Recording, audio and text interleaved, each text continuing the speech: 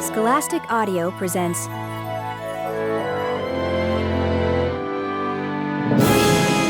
Goosebumps HorrorLand, Book 1, Revenge of the Living Dummy, by R.L. Stine, read by Alyssa Honeycutt. Chapter 1. You may wonder why my best friend, Molly Malloy, and I were in the old graveyard late at night. I shivered as I thought about what we were doing. Wind howled through the trees, and pale streaks of lightning cracked the sky. "Hurry, Molly," I whispered, hugging myself as the moon disappeared behind the clouds. "It's going to storm." "I am hurrying, Britney," Molly said. "But the ground, it's really hard." We were digging a grave. We took turns. One of us shoveled, while the other stood lookout. I felt cold raindrops on my forehead. I kept my eyes on the low picket fence near the street. Nothing moved. The only sounds were the scrape of the shovel in the dirt and a drum roll of thunder, deep but far away. Across from me, an old gravestone made a creaking sound as it tilted in the wind. I sucked in my breath. I suddenly pictured the old stone toppling over and someone crawling out from the grave beneath it. Okay, I have a wild imagination. Everyone knows that about me. My mom says I'll either be a writer or a crazy person. She thinks that's really funny. Sometimes having a strong imagination is a good thing, and sometimes it just makes things more scary. Like tonight. Molly stopped shoveling to push the hair out of her eyes. Raindrops pattered on the blanket of dead leaves on the ground. "Britney, does this look deep enough?" she asked in a hoarse whisper. I glanced at the glass coffin on the ground. "Keep digging. We have to totally cover it," I said. I turned back to the street. It was late, and the neighborhood stood dark and still. But what if someone drove by and saw us? How could we ever explain the grave we were digging? How could we explain why we were there? Molly groaned and dug the shovel blade into the dirt. The dead leaves crackled. I held my breath and listened. Footsteps. Someone creeping quickly through the leaves toward us. "Molly," I whispered. Then I saw them, huddled low, moving in a line. Raccoons. A pack of them, little eyes glowing. The black fur on their faces made the little creatures look like they were wearing masks. They froze when they saw us, and then stood up taller. Do raccoons ever attack? These raccoons looked really hungry. I imagined them stampeding Molly and me, swarming over us, clawing and biting. A bright flash of lightning brought them into clear focus. They were staring at the little glass coffin. Did they think there was food inside? A clap of thunder, closer now, startled them. The leader turned and scuttled away over the leaves. The others followed. I shivered and wiped rain off my forehead. Molly handed me the shovel. "Your turn," she said. "It's almost finished." The wooden handle scratched my hand. I kicked dirt off the blade and stepped up to the shallow hole. "No one will ever find it here," I said. "Once we bury the evil thing, we'll be safe from it." Molly didn't answer. I had the sudden feeling something was wrong. I turned and saw Molly staring with her mouth open, staring at the tall gravestone next to us. She pointed. "Brit?" And then I heard the old stone creak and saw the pale hand slowly reach out from the grave. No time to move, no time to scream. I stood frozen and watched the hand wrap its cold, bony fingers around my ankle. And then I started to scream.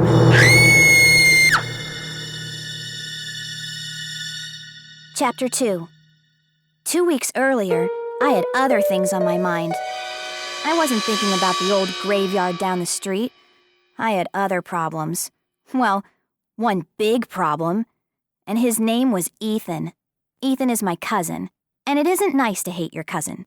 So, let's just say he isn't one of my favorite people on this planet. I like to make lists. And if I made a list of my top 5,000 favorite people in the world, my cousin Ethan wouldn't be on it. Get what I'm saying? It was almost dinner time on a Friday night, and I was perched on the edge of the bed in my new bedroom. Why did I have a new bedroom? Because Mom and Dad kicked me out of my awesome room in the attic to make room for guess who? Ethan. So now I had to sleep in Mom's sewing room. And the sewing machine was still against the wall, so how much room did I have? Try not much. I was talking on my cell to Molly. Molly is maybe the only person who understands what a pain Ethan is, because she's met him, and she had 2 bruised knees to prove it. Who ever told Ethan that kicking people is funny? Molly and I are like sisters. If you mention Molly Malloy, you have to mention me, Britney Crosby, too. We are both 12 and we live on the same block, and we've always been in the same class since 3rd grade. We both like to draw and paint. We both like to make lists of everything. We are always finishing each other's sentences, like we have one brain. Molly is a little taller than me and more into sports. We both have coppery hair, although hers is lighter and curlier, and we both have brown eyes. I'm the funny one. It's hard to make Molly laugh. I think she's more serious than me because her parents split up, and she lives with her dad. He travels a lot, and he's kind of a flake, so she feels like she has to be the grown-up in the house. Obviously, I've thought about it a lot. I once made a list of my good qualities and my bad qualities, and one of my good qualities is that I really try to understand my friends. I can't come over now, I told Molly. That brat Ethan will be here any minute. Dad went to the bus station to pick him up. Molly groaned into the phone. Maybe you'll get lucky. Maybe he missed the bus. Why is he coming to stay with you anyway? His parents had to go away or something, I said. He's even coming to our school. I think he's in 3rd grade. He's such a sicko, Molly said. Maybe you should move over here till he leaves. I rolled my eyes. Like my mom would go for that. She knows you hate him, Molly said. I'm supposed to feel sorry for Ethan because he's had such a tough life, I said. You know, his parents were both sick for a long time and didn't pay any attention to him. Molly shook her head. Yeah, I remember. I groaned. So, Mom and Dad say I have to take good care of him. Every 10 minutes they remind me I have to be nice to him. Hello, Molly said. Do they know he kicks people when the grown-ups aren't looking? Do they know how he kept trying to trip you and make you fall down the stairs? Did you tell them he tricked you into eating a sandwich that had dead bugs in it? He's totally bratty, but they don't believe me, I said. Last time Ethan stayed here, he started messing with my computer, and he deleted my whole term paper. He said it was an accident. Then he burst out laughing. Molly groaned again. What a creep. Molly, what am I going to do? I wailed. He's coming to live with us for weeks. Molly was silent for a moment. Then she said softly, Face it, Brittany. Your life is over. Oh, I let out a cry as I heard a deafening crash. From downstairs, I nearly dropped the phone. Was Ethan here already? Chapter 3. I hurried into the kitchen and saw Mom bent over picking pieces of china off the floor. I can't believe I dropped that plate, she said, shaking her head. Mom has short, dark brown hair with a streak of white in the front. She is small and skinny and totally high energy. And she's kind of pretty, except her black-framed glasses make her look like a philosophy professor or something. She's always in a hurry, and she always drops things. And then she says, I can't believe I dropped that. Maybe you're nervous about Ethan, I said, bending to pick up a jagged piece of china. I know I am. Hey, she pinched my cheek. I don't think she meant to hurt me, but she pinched too hard. I'm the only person in the world she pinches. I don't really get it. Good attitude, remember? She said. Good attitude at all times. You promised. I had my fingers crossed, I said. How could I have a good attitude? The last time Ethan visited, we got into an actual fist fight. Can you imagine? Quiet little Britney Crosby giving her cousin a bloody nose and making him cry in front of all her friends. That's not like me at all. But he just makes me crazy. Give Ethan a chance, Mom said, brushing off the front of her jeans. She wears tight designer jeans and she looks pretty good in them. She's so small we can almost share clothes. Weird. He's had a lot of problems, Mom said, and now his parents have left him for who knows how long. He's not bad. He just acts out because he's lonely. Yeah, right. I heard a car door slam, then Dad's voice in the garage. They're here, Mom said. Remember, Britney, you've got to be the grown-up in this situation. Get off to a good start with Ethan and everything will be fine. I'm going to try, really, I said, and I meant it. The door from the garage swung open. Dad stepped into the kitchen carrying Ethan's 2 suitcases. Our new family member has arrived, he said. Ethan came bouncing in behind him, a big grin on his face. Ethan looks like a sweet little boy. He is short and pale and very blonde. He has bright blue eyes and a cute, pointed little chin. He wore a gray hoodie over baggy jeans. And what was that thing slumped over his shoulder? I squinted at it. A grinning ventriloquist's dummy. Hi, Aunt Roz, Ethan said. Mom shook a finger at the dummy. Ethan, what is that? He pulled the dummy off his shoulder and held it up. It had an ugly face with painted blue eyes, a chipped lower lip, and an awful grin. This is Mr. Bad Boy, Ethan said. Mr. Bad Boy is my best friend. Totally pitiful, I thought. But I put a smile on my face and said, Hey, Ethan. Ethan came running over to me, holding the dummy in front of him. Mr. Bad Boy, he said, say hi to my cousin Britney. I saw it coming, but I couldn't move in time. The dummy's wooden hand swung up fast, then came down hard, and clunk, slammed me in the forehead. Chapter 4. Whoa! A sharp pain shot through my head. I pressed my hands against my throbbing temples, trying to push the pain away. Be careful with that thing, Dad scolded Ethan. It wasn't my fault, Ethan cried, backing away from me. Mr. Bad Boy did it. Here we go again, I thought. Ethan moved the dummy's mouth up and down. I'm a bad boy, the dummy said in a shrill baby voice. Mom turned and hurried to the fridge. We'd better put some ice on it, Brit, she said. You're gonna have a bump. I glared at Ethan. Was it an accident?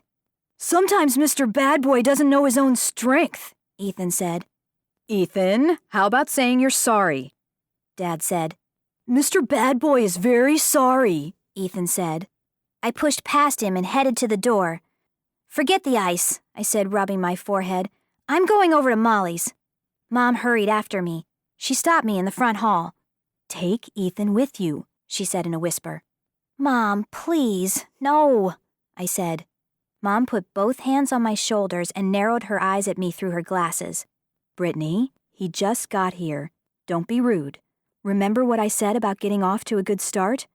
He already gave me a bruise, I cried. But I could see she meant business. I sighed. Okay. I saw Ethan near the kitchen door and I called to him, Want to come over to Molly's? Excellent, Ethan replied. I'll bring Mr. Bad Boy. Thrills, I thought. We stepped out into a cool, windy evening. The sun had started to dip behind the trees, sending long shadows across the grass. Molly lives 3 houses down on the other side of the street. A short walk, but Ethan kept dancing around me, sticking his foot out, trying to trip me. Give me a break, I pleaded. He just giggled in reply. He has a phony hyena giggle that could drive anyone crazy. I rang the bell, and a few seconds later, Molly came to the door. She was wearing faded jeans and a yellow t-shirt with the words Mumba Rules in red across the front. Her dad always brings her t-shirts from the weird places he visits. Don't ask me where on earth Mumba is. She let out a groan when she saw Ethan. "Shake hands with Mr. Bad Boy," Ethan told her. He stuck out the dummy's wooden hand. "Mr. Bad Boy, this is Molly, Britney's geeky friend." Nice. Molly frowned at the dummy and said, He's almost as ugly as you are, Ethan. "Good one." I laughed and slapped her a high five. I'm a bad boy, the dummy said. "Perfect," Molly muttered. She led us down the hall to her room. Dad just got back this morning from one of his crazy trips, she said. Mumba, it's an island. He's totally pumped. I guess he found some strange dolls there. Professor Malloy is kind of famous. He works for museums. He says he's a folklore expert. He travels all over the world and brings back ugly, evil-looking dolls and ancient toys and voodoo stuff and skulls and things. He keeps some of it on display up in his attic. He calls it his Museum of the Weird. He always wants to show it off, but Molly and I don't like to go up there. It totally creeps us out. Ethan put his mouth to my ear and burped really loudly. I jerked away from him. "Ethan, that's not funny." He giggled. "It's a riot." We turned the corner to Molly's room and bumped into Mr. Malloy. He's big and tall with a big belly that hangs over his pants. He always wears baggy khakis that are all wrinkled and stained and sloppy white shirts. His dark brown hair is long and wild. He has a great smile, a big booming laugh that shakes his belly, and deep blue eyes that just stare. They don't blink when you talk to him. He likes to sing in a funny, deep voice, and he's always trying to scare Molly and me with his weird stories. My dad calls him Wild Man Malloy. He said hi to me, then turned his gaze on Ethan. "I remember you," he said. "Brittany's cousin. And what do we have here?" He lifted Mr. Bad Boy off Ethan's shoulder and held the dummy up to study it. Interesting. Mr. Malloy examined the wooden head carefully. He ran his finger over the chipped bottom lip. Then he reached a hand beneath Mr. Bad Boy's shirt and made the mouth snap up and down. "Interesting dummy," he said. "Ethan, where did this guy come from?" Ethan shrugged. "My dad found him. I don't know where. I named him Mr. Bad Boy because he's a really bad dude." Mr. Malloy chuckled. "Interesting." He rubbed his hand over the dummy's painted brown hair. "Why does it look so familiar?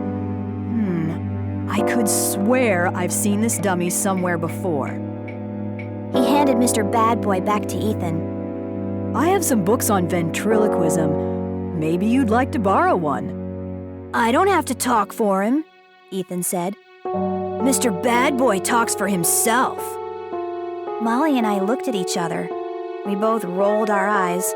"Yeah, sure," I muttered. "Come upstairs," Mr. Malloy said. "I've got something very interesting to show you guys. Something I just brought back from Mumba." "Maybe later, Dad," Molly said. "We don't really want—" Mr. Malloy tugged Molly toward the stairs. "Come on up to the attic.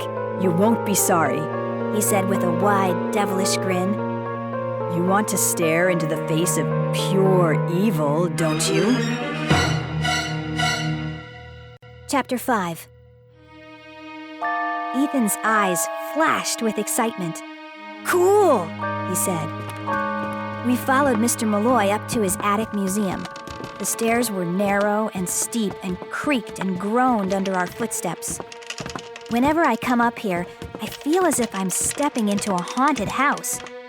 For one thing, it's very dark and shadowy. Mr. Malloy says that bright light will damage some of his displays. He keeps everything in glass showcases. It's all so creepy and weird. As you walk past the glass cases, dozens of eyes stare out at you. "Cool! Check this out, Ethan cried. He pointed to a case. I squinted in the dim light. 6 snake heads, their jaws wide open. Disgusting. Mr. Malloy stepped up beside Ethan. Those snake heads were used for gambling, he said. Just like dice. You hold them between your hands and shake them, then toss them onto the floor. Want to try it? No thanks, Molly said quickly. She pulled her dad away. Ethan looked disappointed. He held Mr. Bad Boy up and showed him the snakeheads. A long, skinny animal skull with 2 rows of pointed teeth grinned at me from the next case. I hurried past it. And the next case, too. It contained 2 little blue dolls with long blonde hair. Their faces were all twisted as if they were crying. In the next case, a pile of black fur. I looked closer. No, a stuffed animal, with a tiny mouse caught between its curled fangs. Molly says the attic gives her bad dreams. I don't know how she can fall asleep downstairs knowing that all these horrible creatures are right above her head. Over here, guys, Mr. Malloy called. Here's the new one you've got to check out. The 3 of us stepped around the case and gazed down through the glass. Oh, sick, I moaned. I felt my stomach lurch. Totally sick, Molly murmured. Is that a real shrunken head? Ethan asked. Mr. Malloy nodded. I've never seen anything like it in all my travels, he said. Its body is carved of wood, and it has an actual human head attached to the shoulders. I took a deep breath and gazed down at it. It was about 12 inches tall. The face was shriveled like an old prune and was a vomit green color. There were tiny slits where the eyes had once been. Thin wisps of black hair stood straight up from its scalp. Awesome, Ethan said. Can I hold it? I don't think so, Mr. Malloy replied. When I tell you the story of this doll, I don't think you'll want to come anywhere near it. He chuckled as if he'd just told a good joke. Dad, this is really gross, Molly said, shaking her head. She turned her back to the case. You're not going to keep it here, are you? Let me tell you the story, Mr. Malloy said. The doll is called a mind stealer. The legend goes that if you touch it, you are doomed. Its eyes will open and glow. You will hear a loud, painful buzz, and it will steal your mind right out of your head. My mouth suddenly felt dry. I wanted to stop staring at the ugly thing, but I couldn't take my eyes off it. They say the doll has already claimed 20 minds, Mr. Malloy said. 20 poor victims who were left brainless, empty blanks. I felt a chill run down the back of my neck. Ethan giggled, but I could tell he was frightened too. Molly kept her back to the display case. She tossed her coppery hair back over her shoulder. Can we go now? She asked. I couldn't help myself. I leaned down to get a closer look at the doll. I stared at the tiny, shriveled head. It was a little smaller than a softball, but it had once been alive. It had once been a live human being. Was it a man or a woman? I lowered my face to the glass and let out a cry as the doll whispered, How about a kiss, babe? Chapter 6. Startled, I stumbled back and nearly knocked Molly over. Mr. Malloy laughed. Good one, Ethan, he said. Ethan grinned at me. I'm a pretty good ventriloquist, he said. I got you, Britney. He did a fast tap dance and ended it by stomping hard on my foot. Ethan, you're so not funny, I cried. I could feel my face turning hot. I knew I was blushing. How embarrassing to fall for that trick. Molly turned to her dad. Do you really believe that mind-stealing stuff? She asked. He scratched his head. I take all these legends seriously, he said. The legends tell a lot about people and their beliefs. Yes or no? Molly asked. Do you think it can steal minds or not? Her dad was silent for a moment. Then he said, Yes, I guess I do believe it. Molly's mouth dropped open. Dad, if you believe this awful doll is so dangerous, how can you keep it in our house? It's under triple thick glass, Mr. Malloy replied. That should make it safe. But, Dad... I'm still studying it, he told her. I've got to call into some experts. There are people who know a lot more about the doll than I do. I'm waiting to hear from them. In the meantime, I believe the triple thick glass will make sure that... Before he could finish, that brat Ethan cried, Brittany, you're blocking my view! And he bumped me hard from behind, into the doll case. As my forehead hit the glass, I saw the doll bounce. Then I heard a loud buzz. I gasped. Oh no! My mind! Chapter 7. Whoa. Wait. I heard the buzz again. My brain whirred. It took me so long to realize the doll wasn't buzzing. The sound came from my cell phone. I let out a sigh of relief. It was only my wild imagination going berserk again. I pulled the phone from my pocket and flipped it open. A text message from my mom. Dinner almost ready. Come home soon. I told Molly and Mr. Malloy we had to leave. Ethan started whining that he didn't want to go.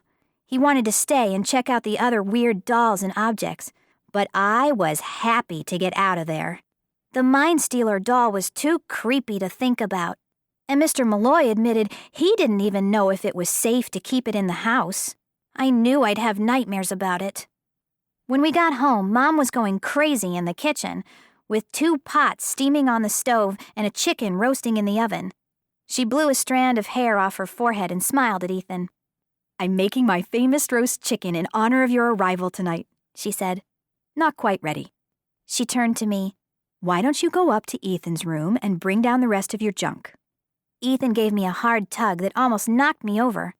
Come upstairs, fat face. I want to show you my comedy act with Mr. Bad Boy. Fat face? I cried. Don't call me fat face, butt breath. He giggled. Stop it, Mom said. She lifted a pot lid and ducked back as steam poured up. Name-calling isn't funny. Yeah, right. Don't call names, you moron, Ethan said to me. He tried to jam his elbow into my ribs, but I dodged away. Please, go upstairs, Mom said. Let Ethan show you his comedy act. Mom, give me a break, I moaned. That dummy is so totally lame. Mom dropped the lid back on the pot and pulled me to the kitchen door. Go up there with him, Britt. He wants to share something with you. That's a good thing. But, Mom... And don't make fun of the dummy, she whispered. Poor Ethan obviously needs a friend to talk to, so he made one up. Go up to his room and be nice to him. I let out an exasperated sigh, but then I forced a smile to my face. Okay, Ethan, I said. Let's do it. He let out a cheer and went running up the attic stairs. The dummy's wooden head clonked on each stair as Ethan dragged it by the arm. I glanced around the attic, my old room. I missed it already. The room was long and narrow with bright yellow walls. Some of my posters were still hanging up. My desk stood in front of the window between 2 twin beds where Molly and I had spent many sleepovers. No room for sleepovers now, I thought, in my tiny sewing room. And then I scolded myself. Don't be bitter, Britt. You'll get your room back when he leaves. Ethan pulled out the desk chair and sat down on it. He set Mr. Bad Boy on his lap. I dropped to the floor, settled onto the white shag carpet, and leaned my back against the wall. Don't laugh too hard, Ethan said. You'll hurt yourself. No problem, I said. If you need me to explain any of the jokes, just let me know, he said.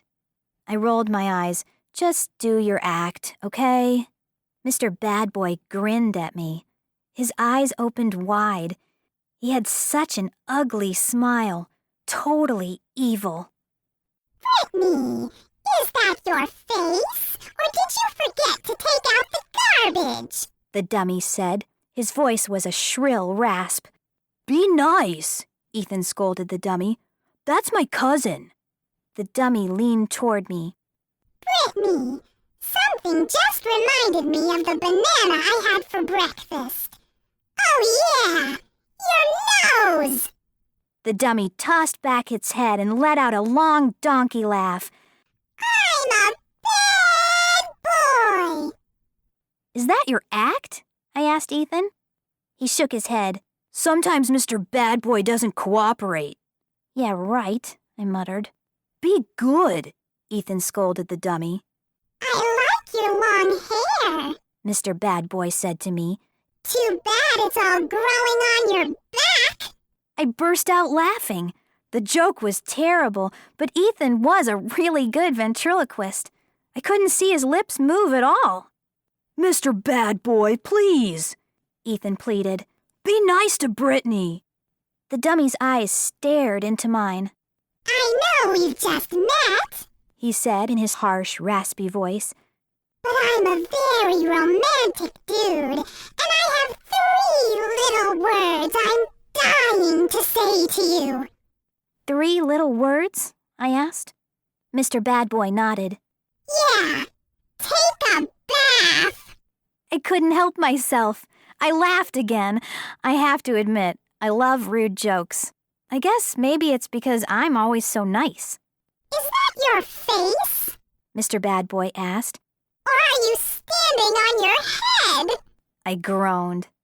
Don't blame me for these jokes, Ethan replied. Blame Mr. Bad Boy. He turned to the dummy. You're not very nice, he told it. Then stop putting words in my mouth. Mr. Bad Boy said. That made me laugh, too. I'm a bad boy, Mr. Bad Boy exclaimed. You're an awesome ventriloquist, I told Ethan. How did you learn to do that? Ethan set Mr. Bad Boy down on the bed and walked over to me. He shrugged. I don't know. Just practice, I guess. I slapped Ethan a high five. Well, good work, dude. I really think you're talented. And then I gasped, because across the room, Mr. Bad Boy turned his head to me and opened his mouth in an ugly laugh. Chapter 8. How did you do that? I cried. Ethan's smile faded. I didn't do it, he said. He took his hand out of his pocket and pointed to Mr. Bad Boy. He did. I frowned at him. Can't you ever be serious? I am serious, he insisted.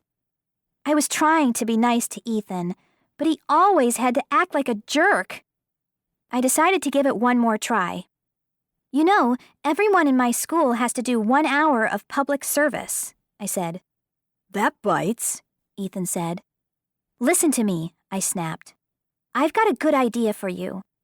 I'm going to give a painting lesson at my great-aunt's retirement home. Maybe you could come too and do a funny act with Mr. Bad Boy. I bet they'd love it. Cool, Ethan replied. Yeah, thanks. Maybe I'll practice some new jokes with him. Good.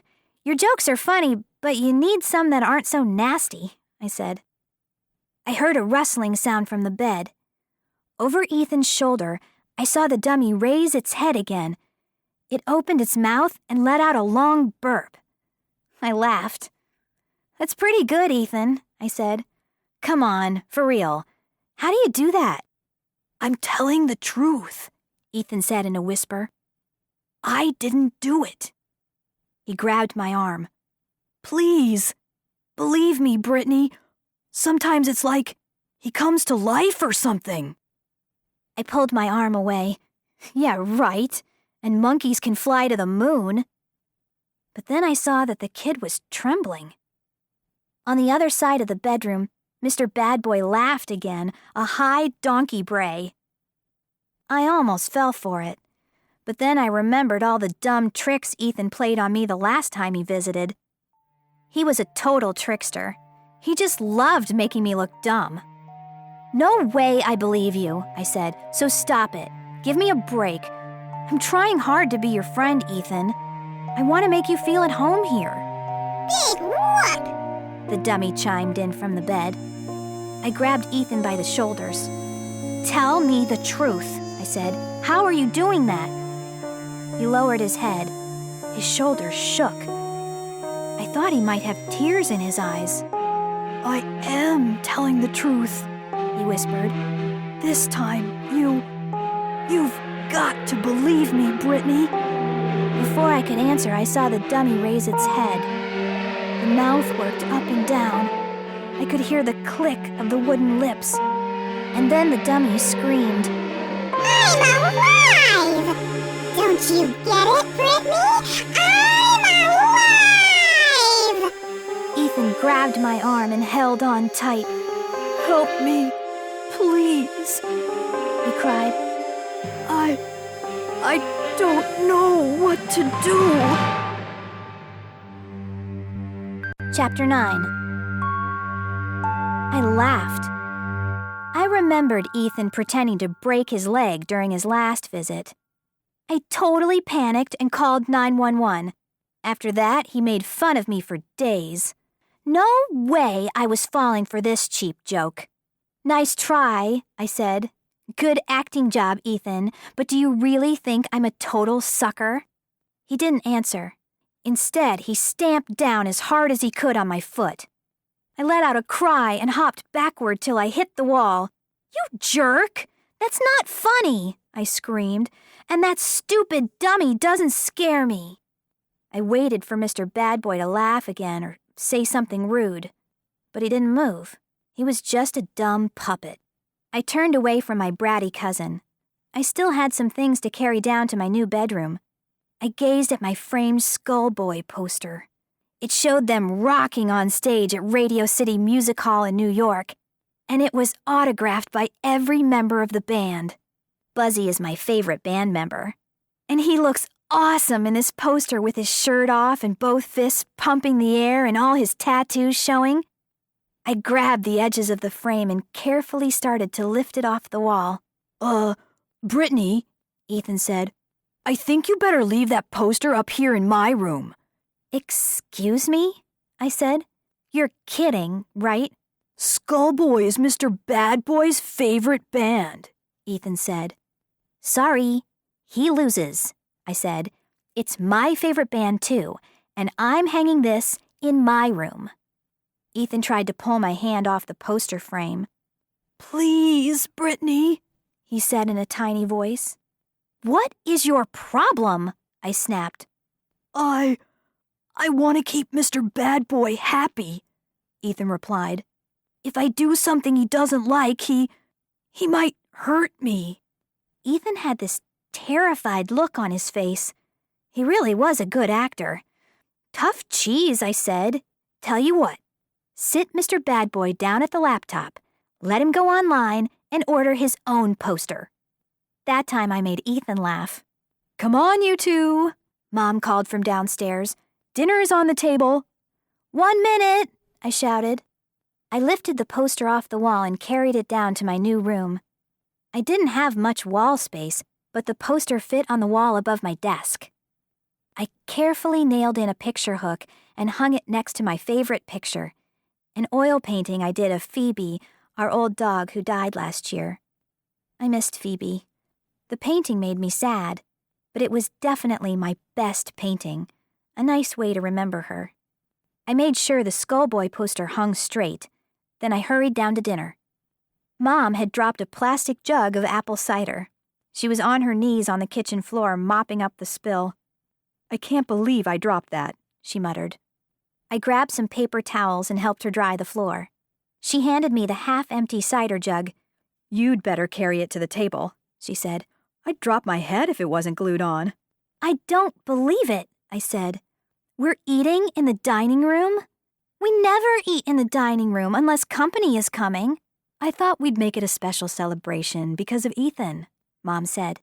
Dad was already at the table, spreading his napkin over his lap. Dad looks like he comes from another family. He's very tall and skinny as a scarecrow, and he has short, white blonde hair and furry, white blonde eyebrows that move up and down over his blue eyes like caterpillars. Mom calls him her blonde freak. Dad thinks that's hilarious. In front of him sat Mom's famous roast chicken on a blue platter waiting to be carved, and next to it a big bowl of mashed potatoes and bowls of applesauce and string beans. A feast.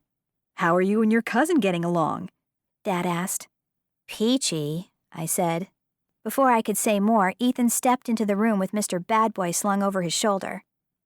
Mom pointed to the chair at the end of the table. "Why don't you sit there, Ethan, next to me?" she said. She smiled at him. "Let's all sit down and get to know one another." Ethan hesitated. He looked quickly around the table. "But you didn't set a place for Mr. Bad Boy," he said. Mom and Dad exchanged glances. Dad shrugged. "We can set a place for him across from you," Mom told Ethan, "next to Britney." She pulled out a placemat and napkin and set them on the table. Then she hurried into the kitchen to get silverware. Ethan placed the dummy in its chair, then walked around the table and sat down. Dad chuckled. "Do we have to serve him dinner?" Suddenly, Mr. Bad Boy's eyes popped open wide, and he rasped, I'd rather eat roadkill. I burst out laughing. Let's face it, Ethan really cracks me up.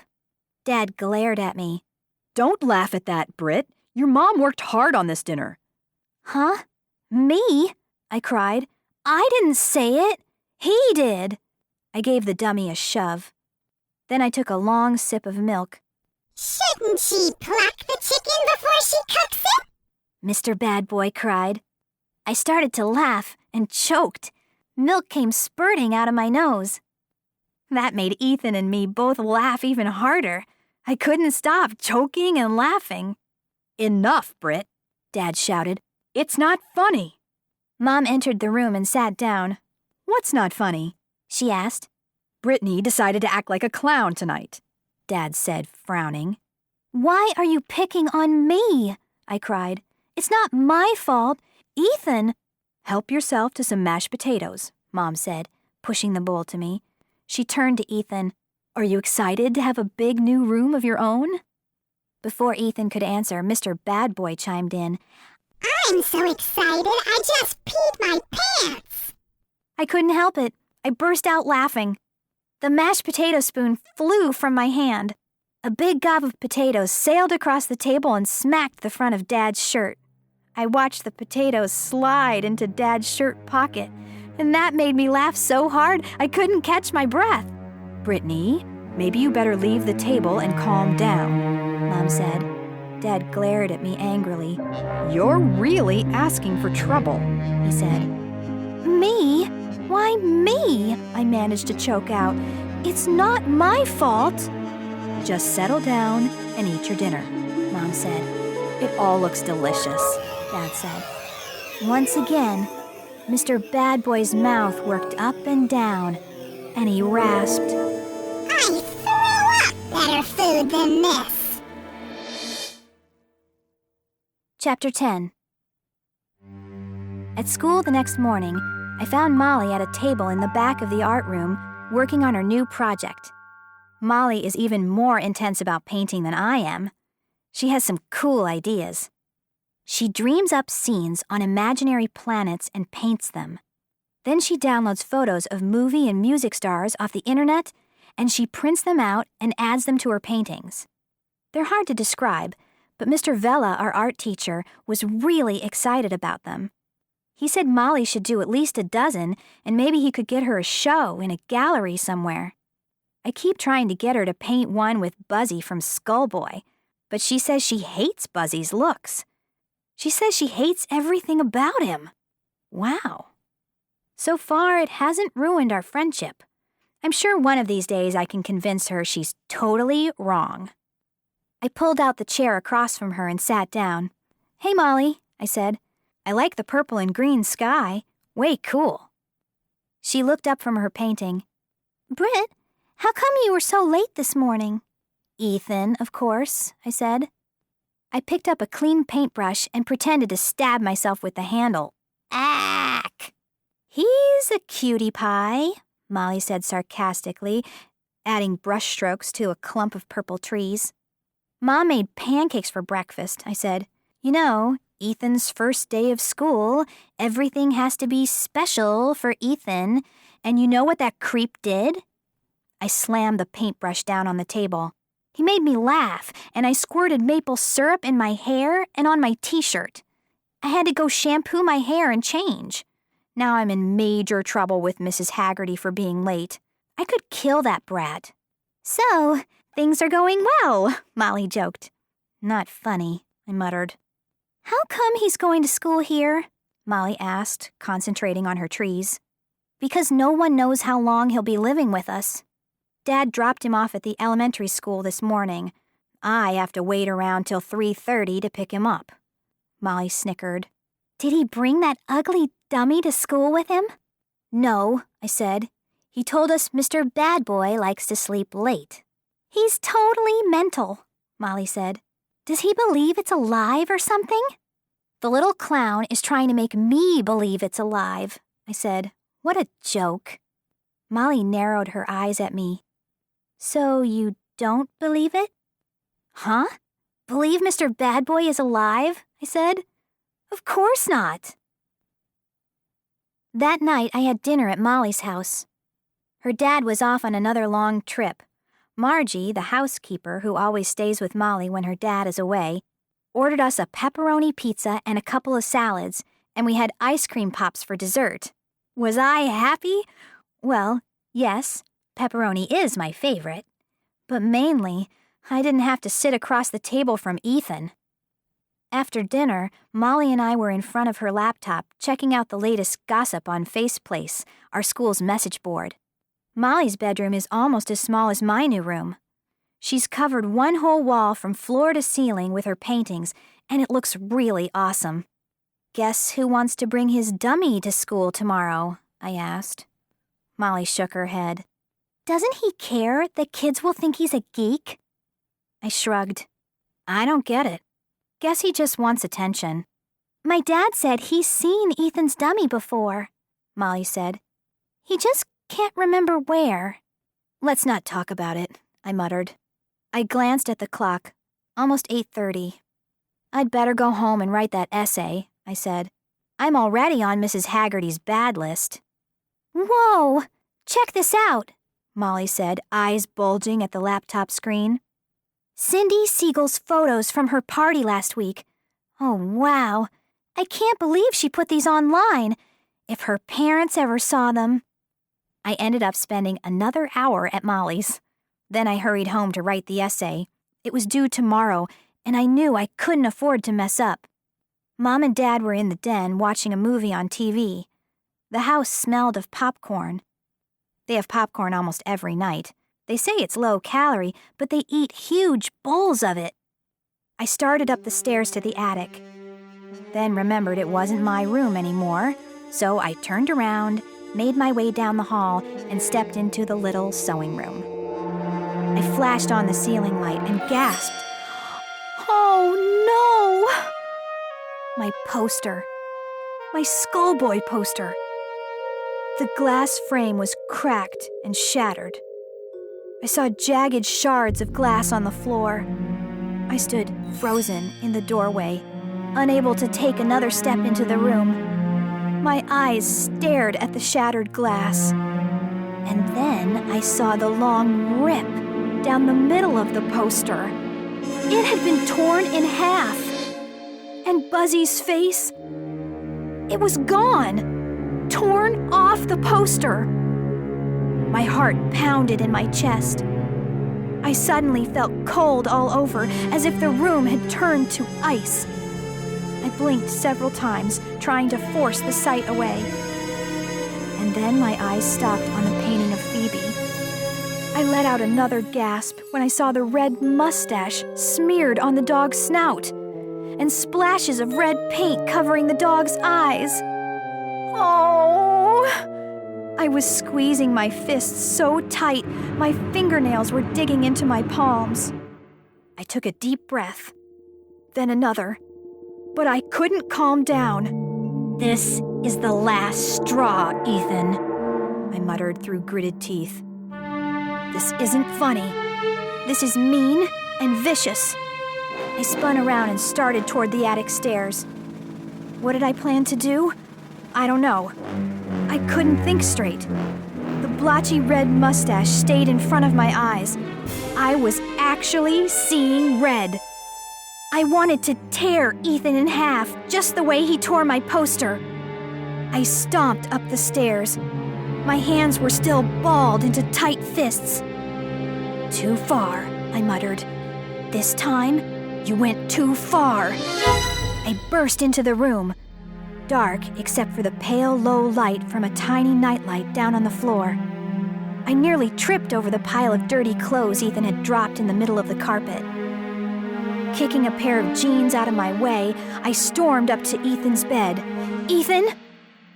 It took a while for my eyes to focus in the dim gray light.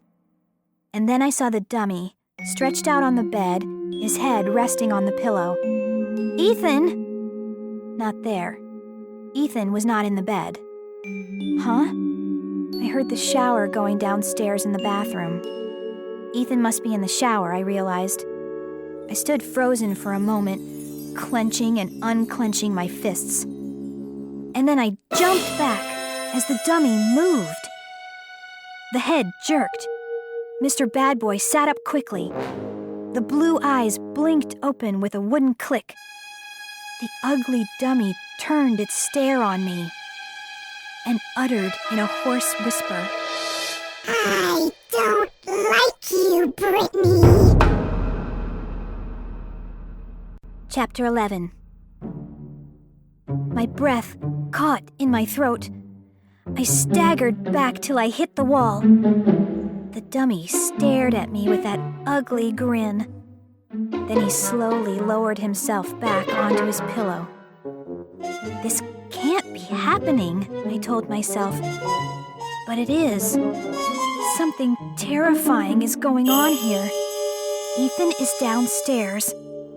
The dummy sat up on its own and spoke. And it hates me. My legs trembled as I forced myself away from the wall. I kept my gaze on Mr. Bad Boy. His eyes stayed wide open, staring up at the ceiling. But he didn't move again. I lurched toward the door, stumbled over the jeans on the floor, staggered to the attic stairs, breathing hard. I don't like you, Britney. The dummy's hoarse rasp repeated in my ears. You're not alive, I cried, taking the stairs 2 at a time. You can't be alive. I couldn't keep this to myself. I was too frightened. I had to tell Mom and Dad. I burst into the den. The room was dark except for the darting glare from the screen. They always turn out the lights when they watch a movie. They were on the couch, sitting close together, bowls of popcorn on their laps. Mom jumped as I came lurching in. She made a grab for the popcorn bowl, but it toppled to the floor. Popcorn spilled everywhere. Britney, you startled me, she cried. Look what you made me do. Dad paused the movie. He narrowed his eyes at me. What on earth is your problem? I stammered. Something. I gasped for breath. Dad pulled me to the couch. I dropped down next to Mom. You're trembling, Mom said. Are you sick? Do you have a fever? It's the dummy, I finally choked out. Ethan's dummy. They both stared at me. It's crazy, I said. I know it. But I'm telling the truth. It's alive. It's really alive. Mom wrapped her arm around my shoulders. Take a deep breath, Brit, she said softly. You're not making any sense. Start at the beginning, Dad said. We don't understand what you're saying. What about Ethan's dummy? I took a deep breath and let it out. My painting of Phoebe, it's ruined. And my Skullboy poster was ripped in half. I knew Ethan did it, so I ran up to his room. Your Skullboy poster? Mom interrupted. Are you sure the frame didn't just fall off the wall? I'm sure, I said. I ran up to Ethan's room, and he wasn't there. He was in the shower, but the dummy, it sat up. I saw Mom and Dad exchange a glance. Mom pressed her hand on my forehead. I don't have a fever, I screamed, and I shoved her hand away. Listen to me. The dummy sat up on its own, and it talked. It said, I don't like you, Britney. I'm not making this up. That's what it said to me. You fell asleep, Dad said, rubbing his chin. You had a nightmare, remember? You used to sleepwalk? Dad, that was when I was 3, I cried. I wasn't asleep. I just got home from Molly's. I was wide awake. I jumped to my feet, my whole body trembling. Are you going to believe me or not? Mom patted the couch cushion. Sit down, Britt. I shook my head and crossed my arms in front of me. How can we believe you? Dad said. It's crazy. The dummy didn't talk on its own, Mom said. Ethan was playing a trick on you. I bet he was under the bed or hiding in the closet. I think you've been spending too much time at the Malloys, Dad said. Wild Man Malloy and his weirdo dolls. They've put strange ideas in your head, Britt. He shrugged. Maybe you shouldn't see so much of Molly. Huh? I let out an angry cry. Now I'm going to lose my best friend because of that evil little creep, Ethan? Don't call him an evil little creep, Mom snapped. He's your cousin. He's family, and he needs our help. We need you to be the grown-up, Dad said. Making up crazy stories about dummies coming to life isn't going to help anyone. Dad, I'm not making this up, I said in a trembling voice. My hands were balled into tight fists again. I could feel myself totally losing it. I bit my lips till they hurt. No way I was going to start sobbing now. I know it sounds crazy, I said, but the dummy is alive and it's evil. They both stared at me, as if I were crazy. I spun around and ran from the den. I hurtled into my room and slammed the door. I threw myself onto the bed, but I didn't cry. I was too angry to cry.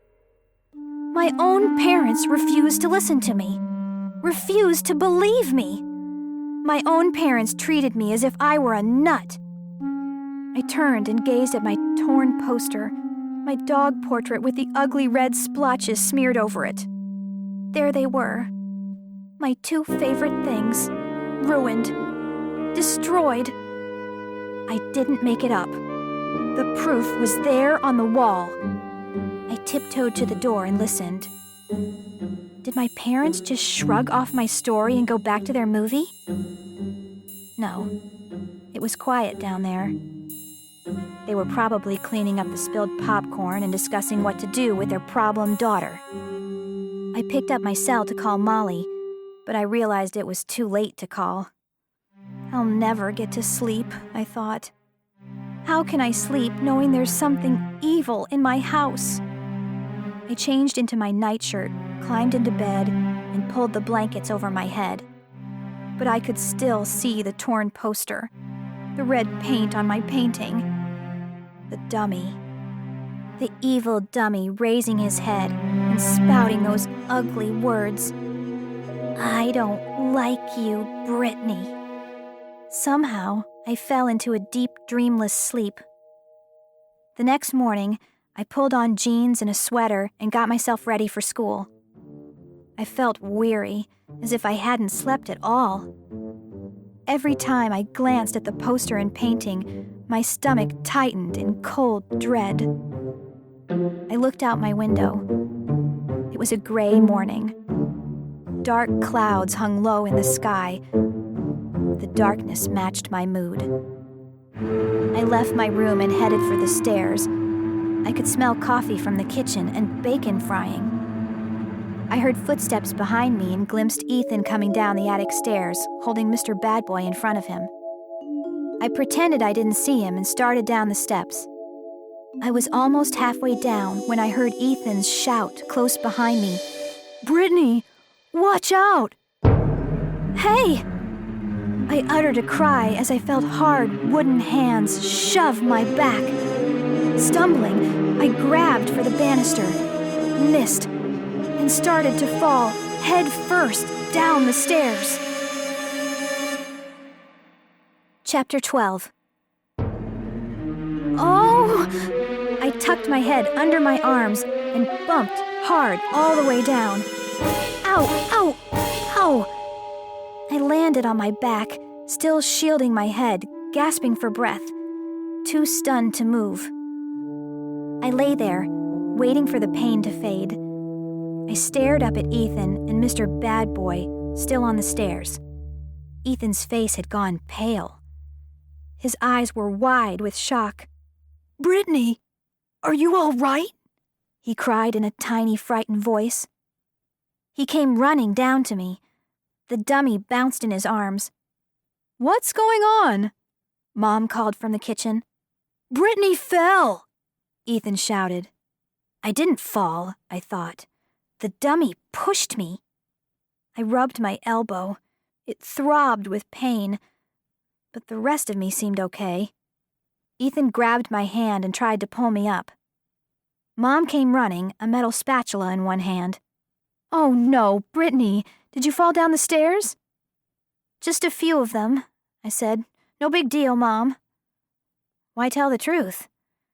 Would she believe me if I said the dummy pushed me? Yeah, for sure. She'd blame my wild imagination, or she'd say I watched too many horror movies. I climbed to my feet, rubbing my sore elbow. "I'm okay, really." "My bacon's burning," Mom said. "Come have your breakfast." She turned and hurried back to the stove. I glared at Ethan. "You and I have to talk," I said. He turned his head away. He looked very frightened. Then he looked back and said, "Listen, Brit, But before he could say any more, the dummy lowered his head to my ear and whispered in his cold, hoarse voice, "Don't ever snitch on me again." Chapter 13. The rest of the day was a blur. I couldn't get that dummy's whispered words out of my mind. I was desperate to tell Molly about it, but she was away all day on some kind of science field trip. I phoned her after school, but she couldn't talk. She was going to visit some cousins in the next town over. She didn't call me back until late that night. I was pulling on my nightshirt and getting ready for bed when my cell phone rang. She started talking before I even answered. "Molly, what's wrong?" I asked. She sounded totally freaked. "Britney, hurry," she said. "You've got to help me. We have to bury it." Huh? "Molly, what are you talking about?" I whispered. I'm not allowed to talk on the phone so late at night. "The doll," Molly said breathlessly. "that awful thing with the shrunken head. I can't leave it in the house. Please, come over. I need your help." "But it's after 11, I whispered. "If I get caught..." "Britney, this is life or death," Molly said. "I'm not joking. I need you." "I'll get dressed," I said. "I'll sneak out the back door. Give me 2 minutes." 2 minutes later, I was running through backyards and across the street to Molly's house. The grass was slippery and wet due to the weather. I lowered my head against the strong gusts of wind. Molly's house was dark, except for a light in the attic window. But she stood waiting for me at the back door. She grabbed my arm and pulled me into the kitchen. She had already pulled on a yellow rain slicker and had the hood lowered over her head. "We have to hurry," she whispered. "Molly, I don't understand," I said. "Tell me, what's up with that doll?" She brushed back the rain hood. I could see the fear in her eyes. "The mind stealer. My dad, He was wrong. We have to bury it in a graveyard. I narrowed my eyes at her. You're not joking? Where's your dad? On an island somewhere, she said. Near Australia, I think. I tried to call him. I don't think his cell is working. But why do we have to bury that doll? That's just crazy, isn't it? A man called me, Molly said. A few minutes ago. From Mumba. He said my dad asked him for information about the Mind Stealer doll. And... Molly, what did he say? I asked. He said he did research for my dad. He talked to people in Mumba. The doll's powers are deadly strong. It shouldn't be kept in the house. My dad didn't know. It has to be buried in a graveyard. I stared at her. He was serious? Very serious, Molly said. He said to get the doll out of the house tonight. He said maybe it's all just an old legend, but we shouldn't take chances.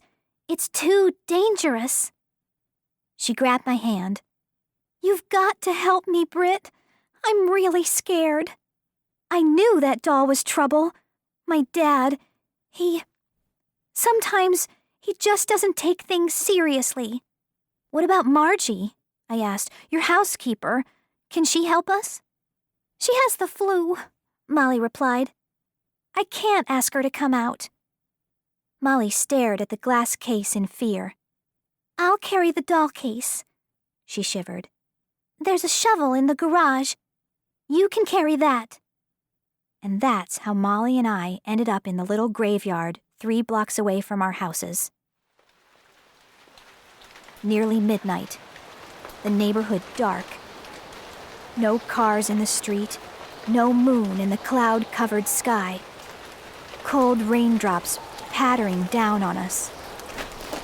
There we were, taking turns shoveling up the hard dirt. Inside the glass case, the evil doll stared up at us with its empty eye sockets in its shriveled green head. The wind howled. The old gravestones creaked and groaned. Could we get the evil doll buried before it did something horrible to us? Could it get any scarier? Yes. The hole was at least 2 feet deep. Almost deep enough. I dug the shovel blade into the dirt. And that's when the old gravestone across from me tilted forward. I saw crumbling dirt at the bottom of the stone.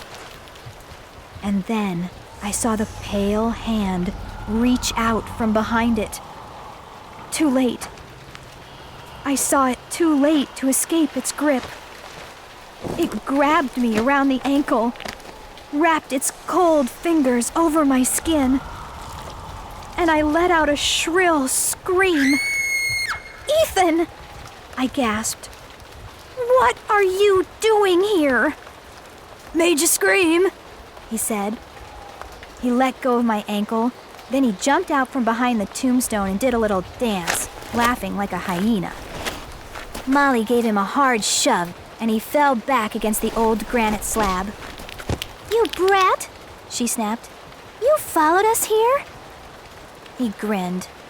You're burying that stupid doll? You're both totally mental. The rain came down harder, drumming the ground. I pretended to strangle Ethan. I'd like to bury you, I said. I know what happens at midnight, Ethan said. You both turn into pumpkins. This isn't a joke, Molly said angrily.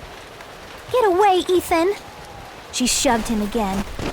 Unless you want to help us, we have to bury this thing. It really does steal minds. Ethan giggled. You're both out of your minds already. A flash of lightning made the ugly Mind Stealer doll appear to move. I felt a chill roll down my back. I dug the shovel deep into the hole and scooped out another clump of dirt. I think it's deep enough, I said. Ethan watched as Molly and I carefully lifted the glass case.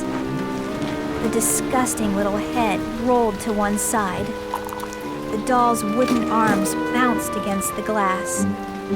Into the hole, we lowered it slowly. The glass case felt slippery and wet from the rain, but we set it down in the hole. Then we both frantically shoveled and scooped dirt over it. Buried it out of sight, where its evil powers could do no damage. And then the three of us ran for home, battered by the wind and rain. Molly had a smile on her face now. At least she could feel safe again in her own house. But what about me? No way I could feel safe. Not with a living dummy turning my life into a horror show. Chapter 14. Mom, please don't make me take Ethan, I begged. Mom bit her bottom lip. Brittany, you have no choice, she said. You promised him, remember? You have to take him. She straightened her hair in the front hall mirror and picked up the car keys. It was nearly 4 the next afternoon.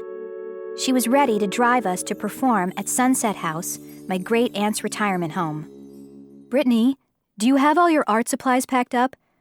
Put them in the trunk, she said. She started to the door, but I grabbed her arm. Mom, you're not listening to me, I said. If we take Ethan, something terrible is going to happen. Stop it, right now, she said. Go call your cousin. He's upstairs practicing his comedy act. My throat felt tight and dry. I know you don't believe me, I said. But I'm not making this up. Mr. Bad Boy is alive, Mom. He's alive, and he's evil. Mom slammed the car keys down on the hallway shelf. She glared at me angrily. Enough, she said. Enough. You're acting like a total baby, Brittany. But Mom, I can prove it, I said. She raised a hand. Enough. Not another word, I mean it. Not another word about that dummy. My breath caught in my throat. I felt so hurt and angry. Mom always believed me before Ethan came to live with us. She always trusted me. She always talked about how grown up I was. And now... She pointed to the stairs. Go get Ethan. Great Aunt Ruth is waiting. I let out a long sigh and started up the stairs. I knew if I brought Ethan and Mr. Bad Boy with me, something terrible would happen. But what could I do? A short while later, Mom pulled the car up the long driveway to Sunset House. We passed by tall hedges and a rolling lawn with beds of red and yellow flowers. People sat in chairs around a bubbling fountain, talking and reading. The house was a tall brick building. The afternoon sunlight reflected off the many windows, making the whole house appear to glow. I pulled my art supplies from the trunk and waved to Mom as she drove away. Great Aunt Ruth was waiting for Ethan and me in the front hall. She's almost 85, but she looks a lot younger. She has short, straight black hair, and she wears a lot of makeup and bright red lipstick. Today she wore faded jeans with embroidery on the pockets and a pale blue shirt that tied at the waist. After giving Ethan and me bone-crushing hugs, she began chattering a mile a minute, asking about everyone in the family. A short, plump, gray-haired woman wearing a gray pantsuit stepped up with a smile. "Brittany, this is so nice of you," she said. "Hi, Mrs. Berman," I said. She's the director of the house. "This is my cousin Ethan. He's going to perform with his dummy." "How excellent," she said. "Come this way. Your audience is waiting for you in the rec room." We followed her down the hall and into the room. Folding chairs had been set up in 3 rows. About 20 people turned when we came in. Most of them were white-haired. 2 were in wheelchairs, and I saw a lot of canes and walkers. I put down my paint case and started to set up my easel. Ethan took a seat in a corner and plopped Mr. Bad Boy on his lap. "This is Ruth's niece, Britney Crosby," Mrs. Berman announced. "She is going to give you all a painting lesson, and then Britney's cousin, Evan, is going to put on a puppet show." It's Ethan! Mr. Bad Boy shouted. People began to murmur. A few people laughed. I opened my paint jars and turned to the audience. "I know a lot of you like to draw and paint," I said, "so I thought—" "Louder, please," a woman in the front row shouted. "So I thought today I'd—" "She's deaf," another woman called out. "She won't hear you no matter how loud you shout."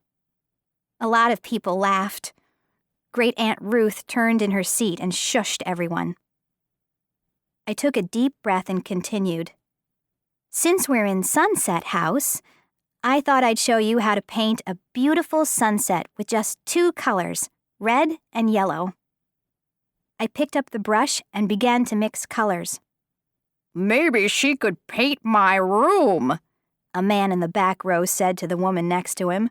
"Maybe she could paint my nails," the woman said. They were both shouting. They must have been nearly deaf. I could feel my legs start to shake. Mom had warned me it would be a tough audience. I turned and saw Great Aunt Ruth smiling at me. I decided to keep my eyes on her for the rest of the demonstration. "What is she painting? I don't get this modern art." "Look, she dripped on the floor." I should have worn earplugs. But I hummed to myself to drown them out, and I kept working my brush on the canvas. The sunset painting turned out really well, maybe the best sunset I'd ever done. And when I stepped away from it, everyone cheered and clapped, even the woman who wanted me to paint her nails. Great Aunt Ruth blew me a kiss. I could tell how proud she was. I felt really happy. But then I remembered what was coming next, and my stomach tightened in dread. "Here's Ethan," I announced to everyone, "with his good friend, Mr. Bad Boy." As Ethan passed me, I whispered, "Don't mess up." I'll try, he whispered back. Why did he look so frightened?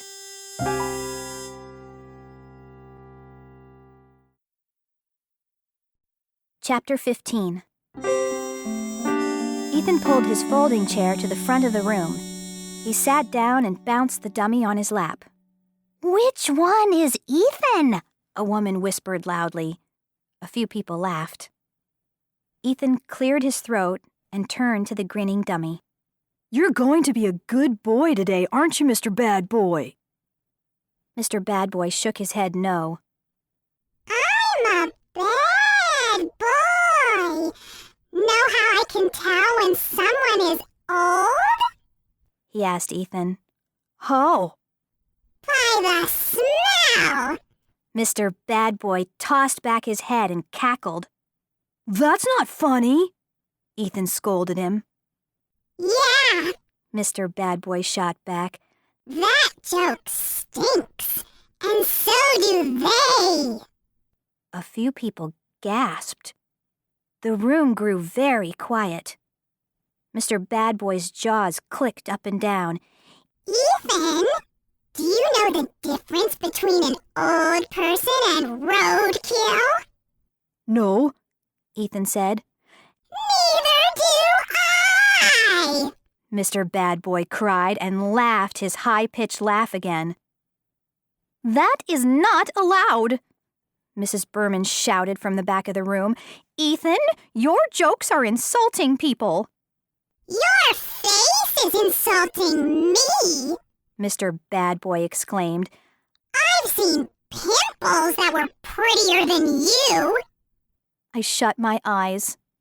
I just wanted to disappear. This couldn't be happening. I'm a bad boy. Mr. Bad Boy shouted. He turned his head to a woman with curly white hair and bright red lips. Is that a new skirt? The dummy asked her. Or are you wearing your intestines on the outside? Mrs. Berman stormed toward the front of the room, swinging tight fists at her sides. Her face was as red as my sunset painting. "Ethan, I have to ask you to stop," she said. Ethan jumped up. "I'm really sorry," he said. "Sometimes Mr. Bad Boy acts up, but I know he'll be good now." Mrs. Berman glared at him. "Your jokes are not acceptable." "I promise he'll behave," Ethan said. He shot me a nervous glance. Then he turned back to the audience. "I need a volunteer. Could you come up and talk to Mr. Bad Boy, ma'am? I promise he'll be good. Please, come up here." I realized I was holding my breath. What did Ethan plan to do? Or more important, what did Mr. Bad Boy plan to do? Ethan kept pleading with her. So finally, a gray-haired woman in a flowery brown and yellow house dress stood up and slowly walked up beside the grinning dummy. She shook Mr. Bad Boy's hand. "Are you going to be a good boy?" she asked, grinning at Ethan. Mr. Bad Boy's eyes blinked up and down. I like your dress, he said. Interesting colors. Or did you spit up your breakfast this morning? I gasped. Now I knew for sure. I had no doubts at all. The dummy was alive and out of control. The woman laughed. "You're naughty," she said. "Someone should spank you." I'd like to spank you, too, Mr. Bad Boy replied.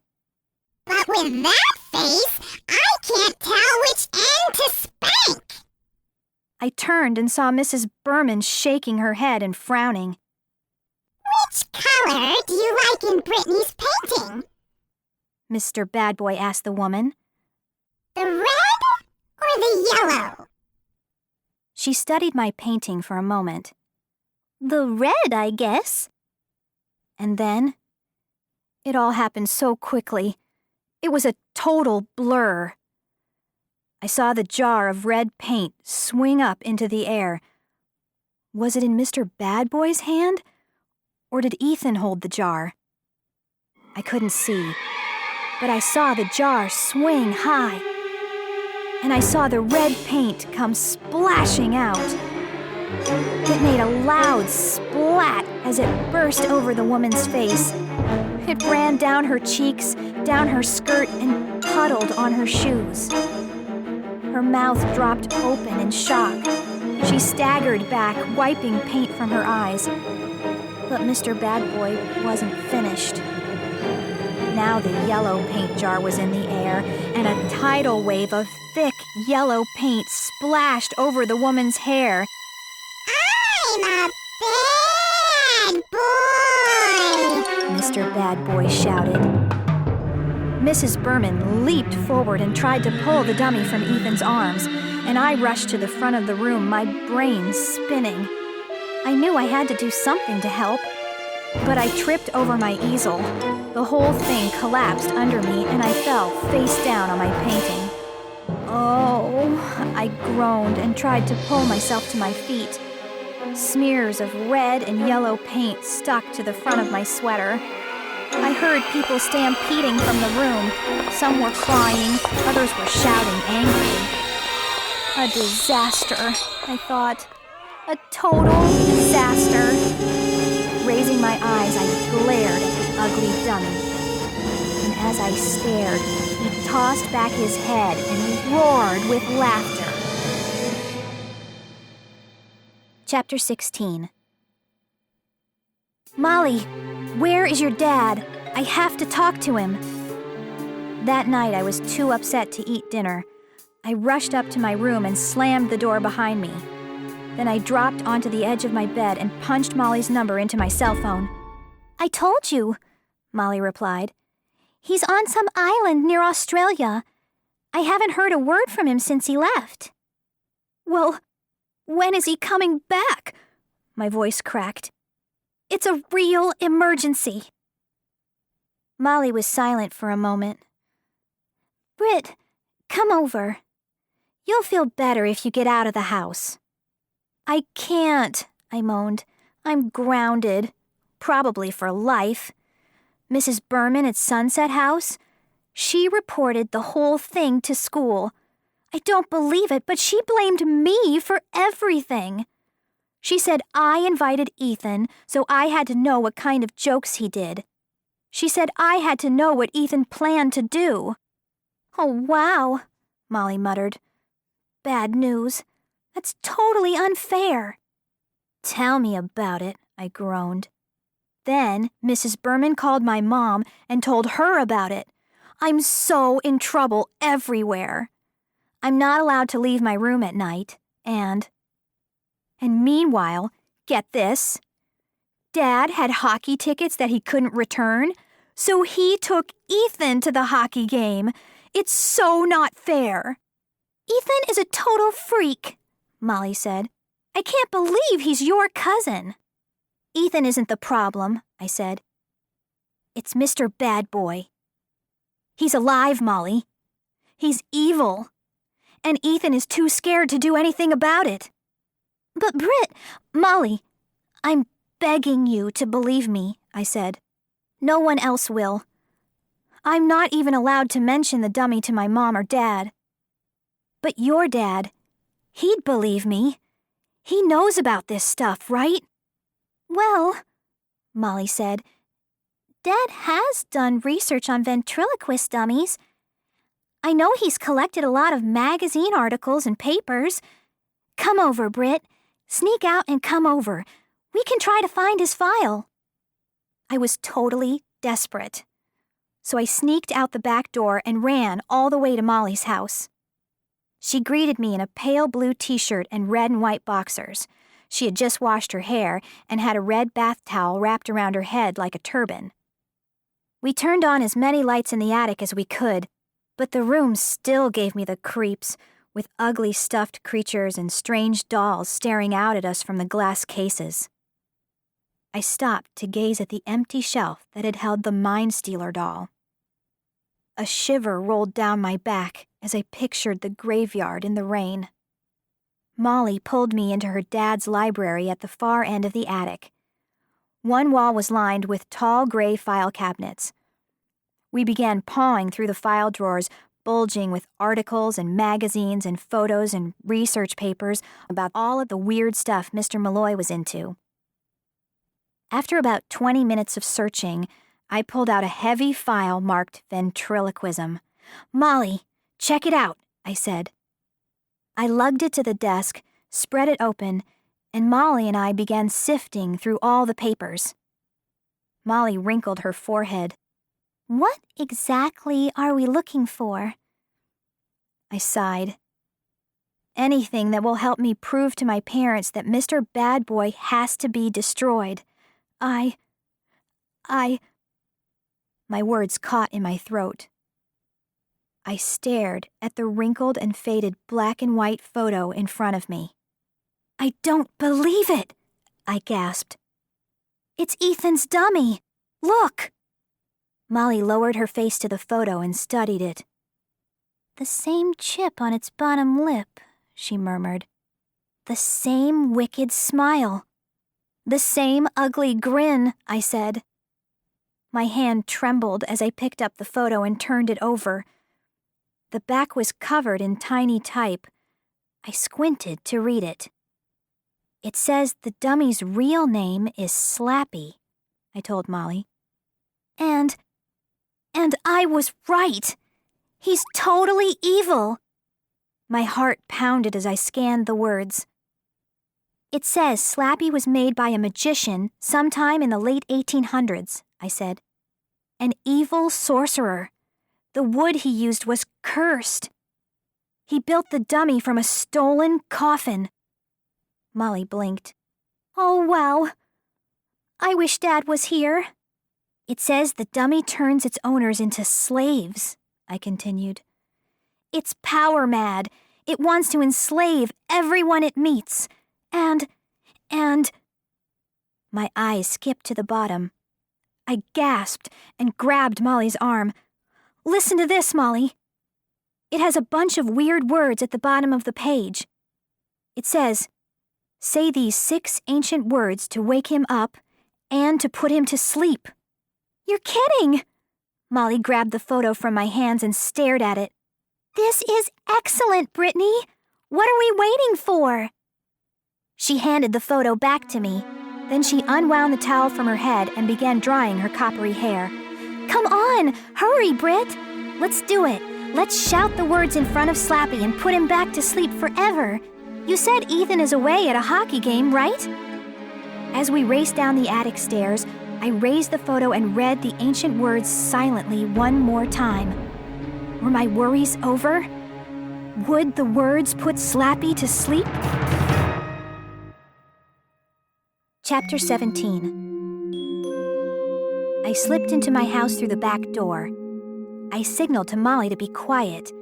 Then we tiptoed across the kitchen to the front hall. I heard the thud of dance music from the den and glimpsed Mom on the couch with a magazine in her lap. Mom doesn't dance, but she loves disco music. The louder, the better. So she didn't hear Molly and me as we hurried up the stairs and then made our way into the attic. Ethan had left all the lights on in his room. The place was a mess. He had dirty clothes heaped everywhere, PlayStation game discs and manga comics scattered over the floor, an open bag of cheese doodles on his computer keyboard, empty soda cans and balled-up jeans on his bed. Molly and I stepped through the mess to the far end of the room. Slappy was propped up in the brown leather armchair by the window. The dummy's hands rested on the chair arms. He stared straight ahead. We know your secret, Slappy, I said. My voice sounded funny, shrill and tight. My chest felt all fluttery. I tapped the dummy's wooden head. See? I even know your real name. I expected him to move or speak. But he just kept staring at the other wall. Molly dropped down on the edge of Ethan's cluttered bed. I could see she was frightened, too. Don't mess around, she said softly.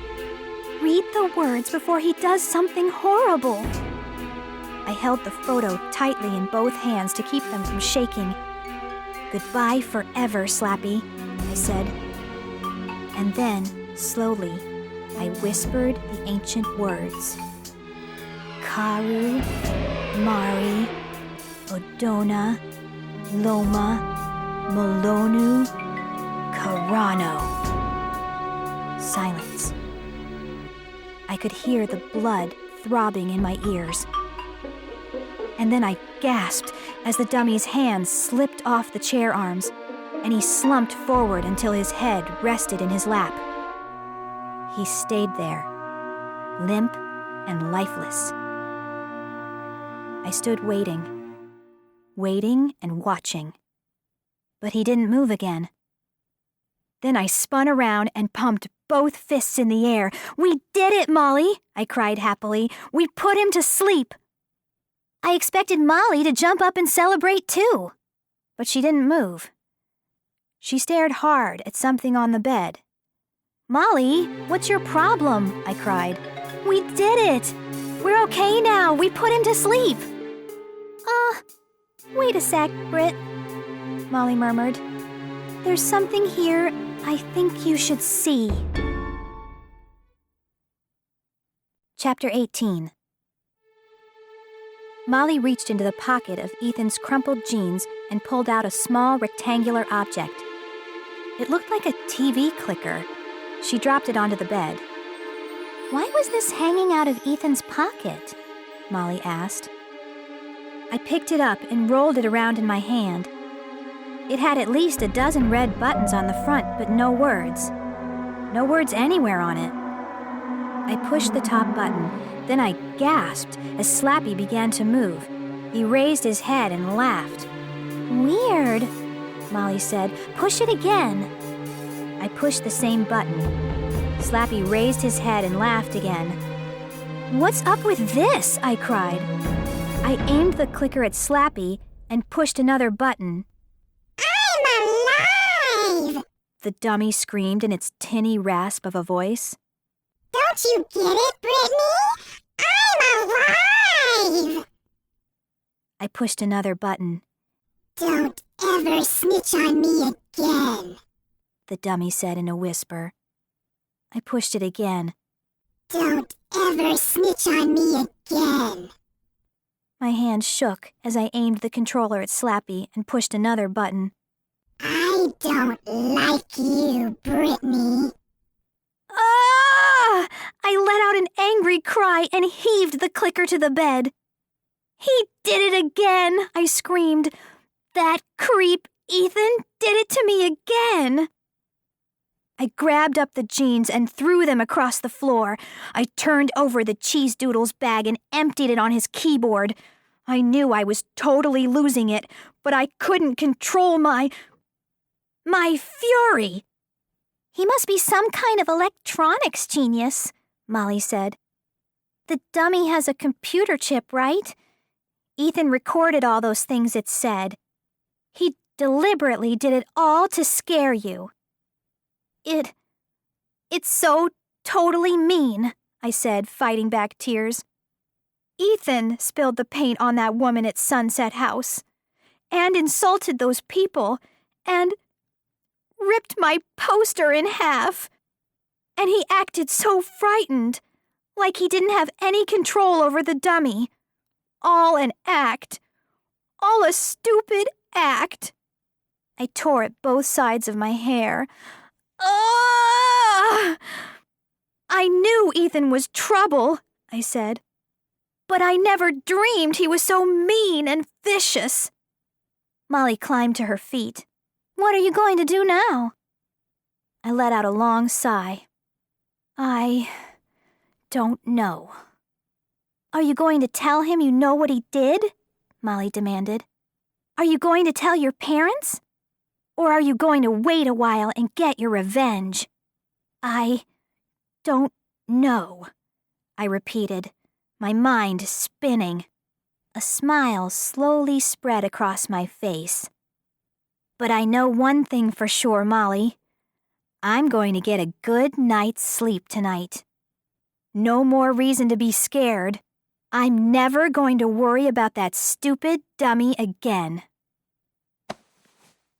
I felt a soft tap on my shoulder. "Huh?" I blinked. Another tap. I was having the nicest dream, but it vanished as my eyes opened. My brain slowly woke up. Yawning, I glimpsed my bed table alarm clock. It was 2:35 in the morning. I felt another tap on my shoulder, harder this time. Now I was fully awake. I rolled around and squinted into the darkness. "Ethan? What do you want?" And then I opened my mouth in a frightened cry. "Slappy!" The dummy lowered his grinning face. The big blue eyes locked on mine. His wooden hand shot out and grabbed my wrist. Thanks. He whispered in my ear. Thanks for waking me up, slave. Chapter 19. The wooden fingers tightened around my wrist, tighter, until I wanted to scream. Pain shot up my arm. "Let go of me!" I cried. The dummy lowered his face over me until our noses nearly touched. Thank you, slave, He rasped. You called out the words to wake me up. "No!" I gasped. "I didn't mean to. He snickered an ugly laugh from deep in his throat. You're my slave now, Britney. You'll do whatever I say. "Why should I?" I choked out, struggling to pull my wrist free. "My mom and dad will..." Go ahead. Tell your parents. He said. He snickered again. Go ahead. I'd like that. Know what they'll think? They'll think you've gone crazy. They won't believe a word. They'll take you to a doctor. He released my wrist. His painted grin appeared to grow wider. Are you ready for your first task? No, I stammered. Go away. You can't force me to do anything. He uttered a low growl and straightened up. Then he raised both fists in front of me. I can hurt you, Britney, he snarled. I'm not playing games. Get up and get dressed. Why? What do you want? I stammered. You're going to take a short trip. Slappy said. Back to that graveyard. I heard that little freak Ethan talking about the mind stealer you buried. I want it. I need it. He gave me a hard shove with both wooden hands. Go get it, Britney. Dig it up and bring it to me. I rolled out of bed and landed on my feet. My heart thudded in my chest, but I suddenly felt more angry than afraid. No way I was going to take orders from a wooden dummy. Out of my face, I shouted. I lowered my shoulder and grabbed Slappy around the waist. My plan was to lift him off the floor and heave him out of my room. Oh! I uttered a groan as I strained to pull him up. He wouldn't budge. Nice try, Brit, he said. Here. Hit me in the stomach. Hit me as hard as you can. He stuck out his skinny stomach and giggled. I took a step back. I tried to remember the 6 ancient words to put him to sleep forever. Think, Britney, think, I told myself. It was useless. I couldn't remember them. Maybe this was more evil than I could handle, but I wasn't going back to that graveyard. I wasn't going to be his slave. No way. I crossed my arms in front of me. I'm not going back to that graveyard, I said slowly through gritted teeth. He froze there and stared at me for the longest time. Long enough for chill after chill to shiver my body. No problem, he whispered finally. Fine with me, Brit. I'll go get it. But when I have that doll, your mind will be the first to be sucked dry.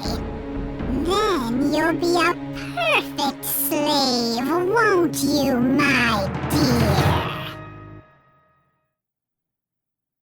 Chapter 20. He spun away from me and started walking out of my room. He walked stiffly, not bending his knees, his shoulders teetering from side to side, like a zombie in a horror movie. Frozen in terror, I couldn't move.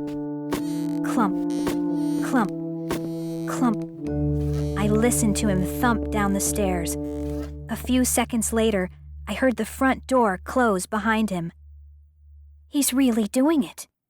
He's going to the graveyard to get the doll, I realized. I had to stop him. I bolted into the hall, then stopped. I realized I was in my nightshirt.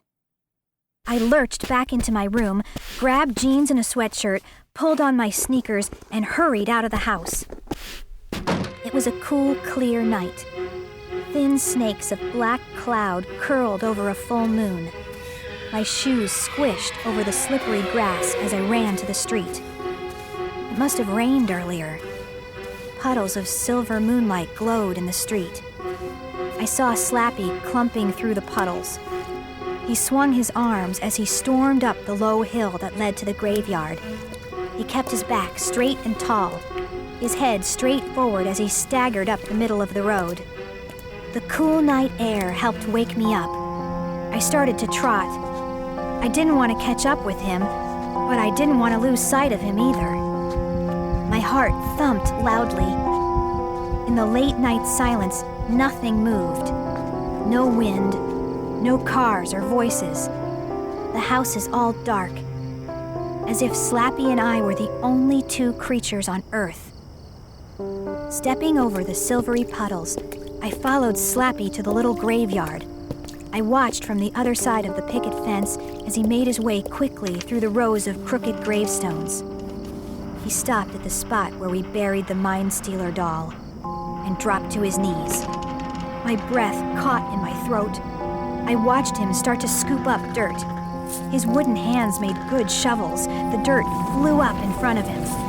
I knew I should leap over the fence, drop him, smother him, crush him, do anything to keep him from pulling up that dangerous doll. But my fear held me there against the fence. My legs felt trembly and weak, and I had to force myself to breathe as I watched the hole grow larger and larger under the dummy's shoveling hands. He giggled as he bent over the hole and pulled out the glass case. He whipped his head around once, making sure no one was watching. I ducked behind the fence and held my breath. Had he seen me? No.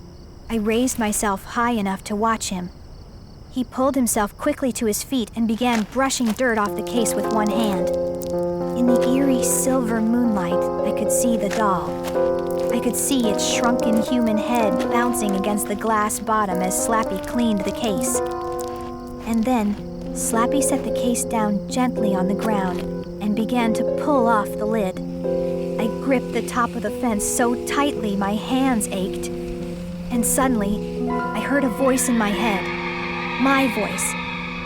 If he gets that doll, he'll wipe your mind clean. And before I even realized what I was doing, I leaped over the fence and tore through the gravestones.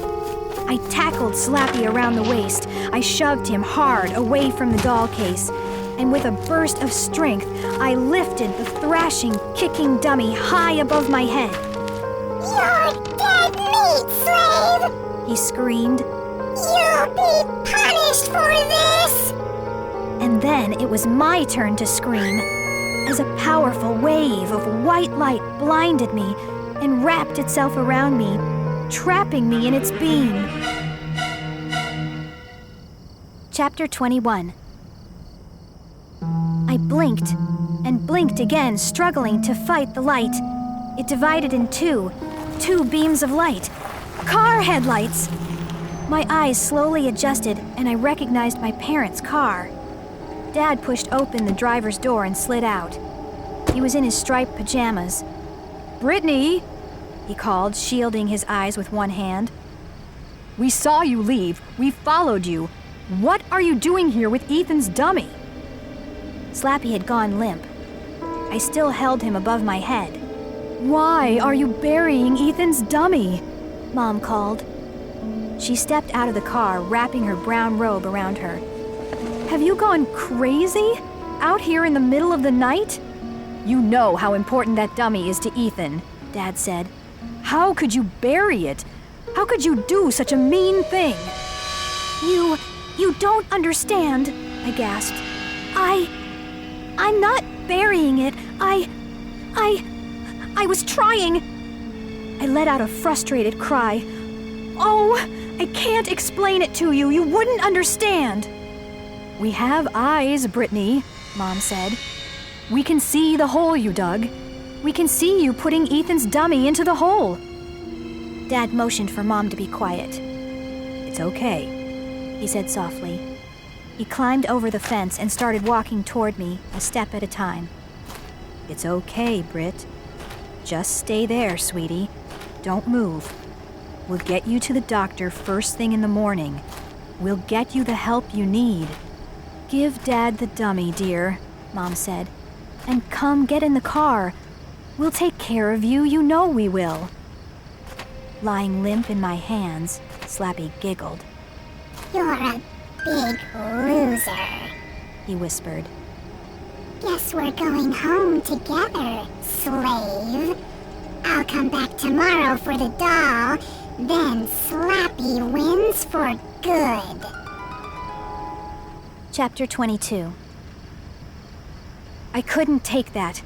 I couldn't let him win. My anger exploded in a scream that echoed off the granite tombstones. No! I knew what I had to do. I jerked Slappy high over my head, and with all my strength, heaved him head first into the glass case. I heard a deafening crack as the glass split. I saw the case shatter under the dummy's hard wooden head.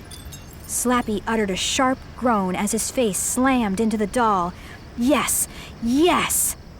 The dummy's head smashed against the shriveled, green, shrunken head. They were nose to nose. I uttered a cry and staggered back as the doll began to glow. The shrunken head glowed with a white light, and the doll began to buzz. Slappy's arms and legs jerked straight out as if struck by lightning. The dummy's body jolted once, twice. Then Slappy collapsed in a lifeless heap on top of the doll case. I waited. Slappy didn't move. The Mind Stealer doll had claimed another victim. I suddenly realized that tears were rolling down my cheeks. My whole body trembled. I took a deep breath and tried to calm myself. Britney, what's going on? Dad asked, stepping up beside me. It's okay, I choked out. Really, it's all over. No more crazy dummy stories, I promise. It's all over. Mom stepped up beside me and put her arm around my waist. I hope you're telling the truth, she said.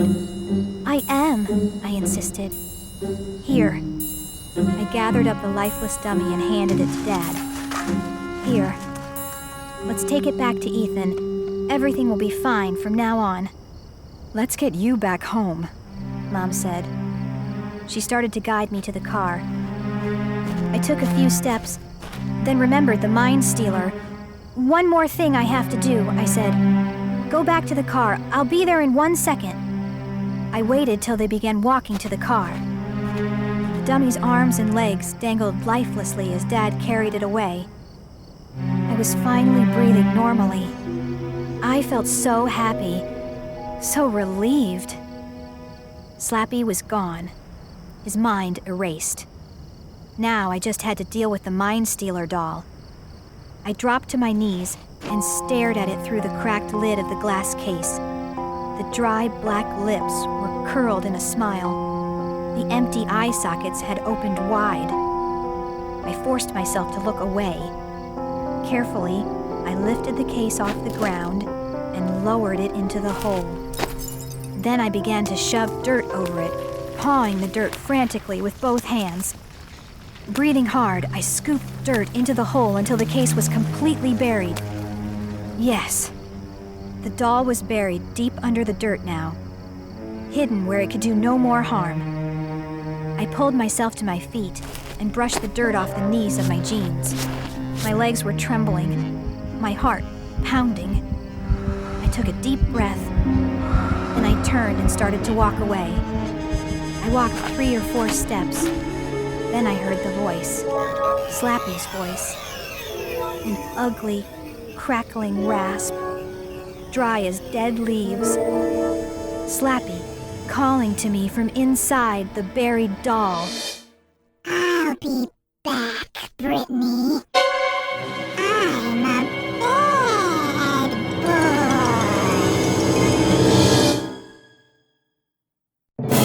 Enter HorrorLand. The Invitation. Dear Britney Crosby, let the screams begin. You have won a free week-long stay at HorrorLand Theme Park, the scariest place on Earth. Bring your parents. Bring your friend Molly Malloy. And be sure to bring something to feed the werewolves, like an arm or a leg. We've enclosed free passes to Crocodile Cafe, where you can grab a quick bite, and free tickets to our challenging Swim with a Hungry Shark ride. Hope you're a fast swimmer. You don't need a ticket to the bottomless quicksand pit. Drop in anytime. We know you and Molly will never forget your stay at our famous hotel, Stagger Inn. It's a real scream. Really. So come be our ghost. Oops, we mean guest. We look forward to scaring you. Please RSVP to Die Quickly, Guest Relations.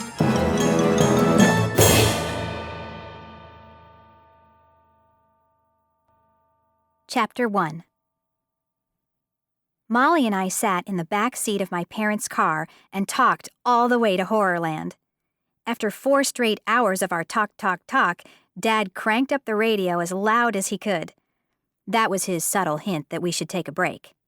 You two are chattering like magpies, Mom said. What are magpies? I asked. Little black and white birds that chatter a lot, Mom said. Why don't you two enjoy the scenery for a while?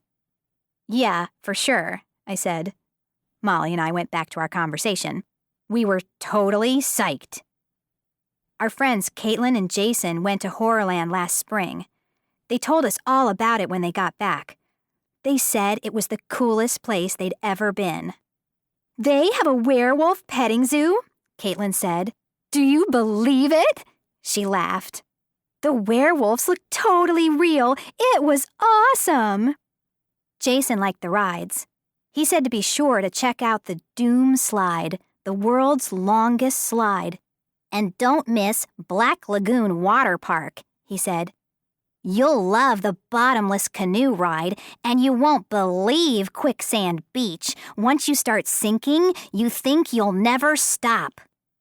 So here we were, on our way to the famous scary theme park, riding through endless farmland, all the windows down because the air conditioner stopped working, talking non-stop. Finally, the park came into view. We drove through the wide open mouth of an enormous purple dragon. It had to be 10 stories high, into the endless parking lot jammed with cars. Up ahead, I saw a tall green and purple billboard. It said, Welcome to HorrorLand, where nightmares come to life. I slapped Molly a high five. This is gonna be awesome, I cried. And it's all free, Dad chimed in. Britney, what did you do to win free tickets? I shrugged. Beats me. I didn't enter a contest or anything. I don't know how I got picked. They seem to know a lot about us, Molly said. They knew my name. It's totally weird. This is one of the biggest theme parks in the world, Dad said. They do a lot of research on people. We climbed out of the car. The afternoon sun beamed down from a clear, cloudless sky. Large black birds circled high overhead. Are those buzzards? Mom asked, shielding her eyes with one hand. Don't buzzards feed on dead things? Dad laughed. They're probably animated robots or something. Very clever. He watched the buzzards for a moment. Then he popped the trunk and started to pull out our bags. I tried to see into the park, but it was surrounded by a tall green fence. Deep, scary organ music poured out of speakers above our heads. Mom frowned. That's the kind of music they play at funerals, she murmured. Molly tugged the sleeve of my t-shirt. Hear those kids screaming? She asked. She suddenly looked frightened. Yes, I heard loud screams on the other side of the fence. Sounds like they're on a roller coaster or something, I told her. Remember, Jason said the rides here are incredible. Dad pulled out his new digital camera and snapped some pictures of the park entrance and the big welcome sign. Then we carried our bags down the long row of cars. I spotted a ticket booth next to the wide iron front gate. It looked like a little castle and was green and purple like everything else at HorrorLand. Molly laughed. Check out that sign. She pointed to the fence beside the ticket booth. The sign read, You must be this tall to enter. And the arrow was only 2 feet off the ground. Dad pulled out his camera and clicked a photo of it. Looks like fun, Mom said. It'll be like living inside a horror movie for a week. We lined our bags up on the walk and stepped up to the ticket window. No one in there. That's weird, Dad said. Maybe this booth is closed. It can't be, I said. Look around, it's the only ticket booth. Be patient, Mom said. Someone will come. So we waited. And waited some more. With the hot sun broiling us, sweat making the back of my neck prickle, listening to the screams inside and watching the fat buzzard swoop low overhead. Something is wrong, Dad muttered. If this is the only ticket booth, I think... He never finished his sentence. Suddenly, a hideous, horned creature, purple and green with pointed fangs and giant curled claws, leaped out through the ticket window. With a low, nasty growl, it wrapped its claws around my throat, and I started to scream. Chapter 2. Sorry, the creature said. He let go of my throat and patted my shoulder gently. Just doing my job, you know. He had a British accent. We all laughed. My heart was still pounding, but I didn't want to let on that he had scared me. He climbed back into the ticket booth and poked his head out the opening. His long horns scraped the sides of the booth. I'm a horror, he said. We're the park workers, you know. The guides. It's not a bad job. I have paid vacations, and I get to eat any small children I can catch. We all laughed. On the other side of the fence, I heard snarling animal sounds. The snarls turned to a roar, and then I heard people running and screaming their heads off. The horror shook his head. Sounds like one of the creatures escaped Werewolf Village, he said. That happens from time to time. It can be very messy. Molly and I exchanged glances. I wished Molly would lighten up. She looked so tense. She had to know this was all a joke. We have a special invitation, Dad said. He pulled the letter from his wallet and handed it to the horror. The horror pretended to eat it. Then he pulled it out of his mouth and read it carefully. He punched some keys on his computer and then poked his head back out. Yes, I see, he said, suddenly serious. I see. Brittany and Molly, you are very special guests. Then he laughed a cold and evil laugh. His laugh gave me a chill. What did he mean by very special? So, do we just go in? Dad asked. The horror shook his head. Once again, his pointy horns scraped the walls of the booth. No, you can't go in, he said. Dad squinted at him. I don't understand. Before I can let you in, the horror said, I have to make each one of you scream. I laughed. You're joking, right? We all have to scream? We keep your scream on file, he said, so we can identify you later. Excuse me? Identify us later? What did that mean? The horror pulled out a small black microphone. Whenever you're ready, he said. It's connected to my computer. We lined up one by one and did our best scream into the microphone. Mom's was the best. I couldn't believe it. She really sounded like she was in a horror movie. Molly did a tiny, shrill scream. You could barely hear her. Mine was pretty good. Maybe too long. I screamed till my throat hurt. After Dad screamed, his face turned bright red. He's kind of shy, and I think he was embarrassed. The metal gate swung open. The horror pointed inside. Wait by the road there. A taxi will pick you up and take you to the hotel. A horror will be waiting to take you to your rooms. The four of us walked through the tall gate. It slid shut behind us and clicked, as if locking us inside. Dad suddenly turned. Hey, wait, he called to the horror. Our suitcases. The horror stepped out of the ticket booth and walked over to our bags. You won't be needing these where you're going, he said. He pulled a blowtorch from behind his back, flamed it up, and set our suitcases on fire. Chapter 3. Hey, stop! Dad screamed. What are you doing? I stood there, frozen in shock. Molly squeezed my hand.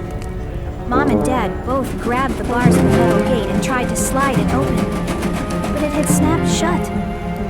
We were trapped inside. Flames rose high over the suitcases. The cases burned like paper, turning brown then black under the darting flames. Are you crazy? You can't do that.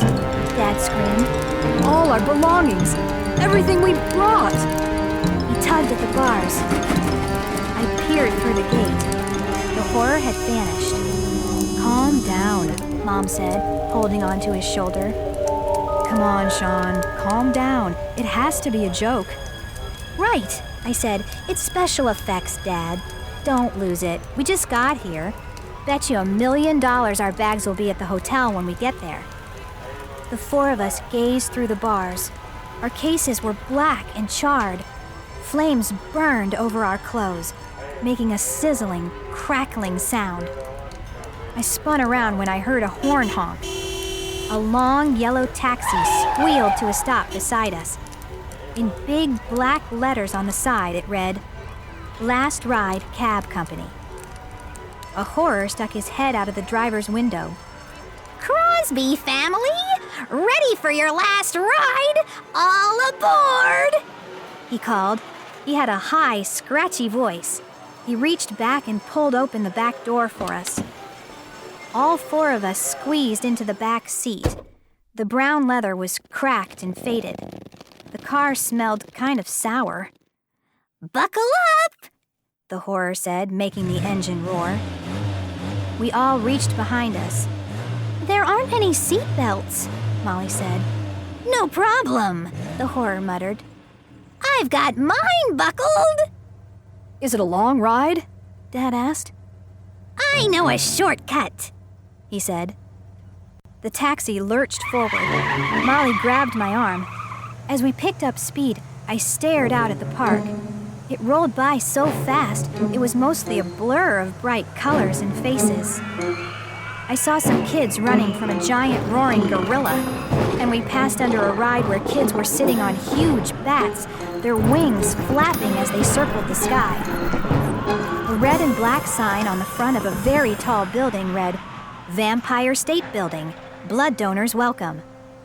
Across the road, I glimpsed a tiny shack with a sign out front, "Worm and Bait Shop, all you can eat."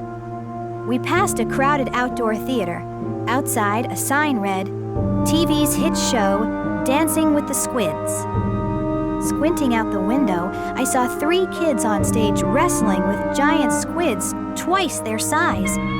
"Can we skip that one?" Molly asked. It's a lot of fun, the driver said. unless they sit on you. He slowed the taxi as we swerved through a crowd of kids in scout uniforms. Don't want to mow down too many scouts, he said in his scratchy voice. They complain if I hit more than 2 or 3 of them. The road got narrow and bumpy as we entered what looked like a swamp with tangled palm trees and tall ferns. The car zoomed forward and my head hit the roof with each hard bump. Ow! Could you slow down a little? Mom asked. The driver didn't answer. His eyes were on the controls. He spun the wheel one way, then the other. The taxi bumped off the road into tall grass. The tires slid and spun in the mud. The horror yanked the wheel from side to side. He pumped hard on the brakes again and again. It's busted! I knew this would happen! He cried.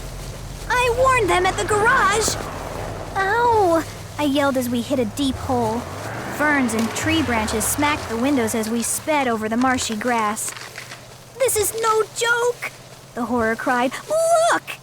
He spun the wheel completely around. What's wrong? Dad cried. The steering and the brakes are out, the horror said. I can't control this thing. We bumped over something hard. The car jerked up, then down again. We picked up speed. It was all a green blur outside the window.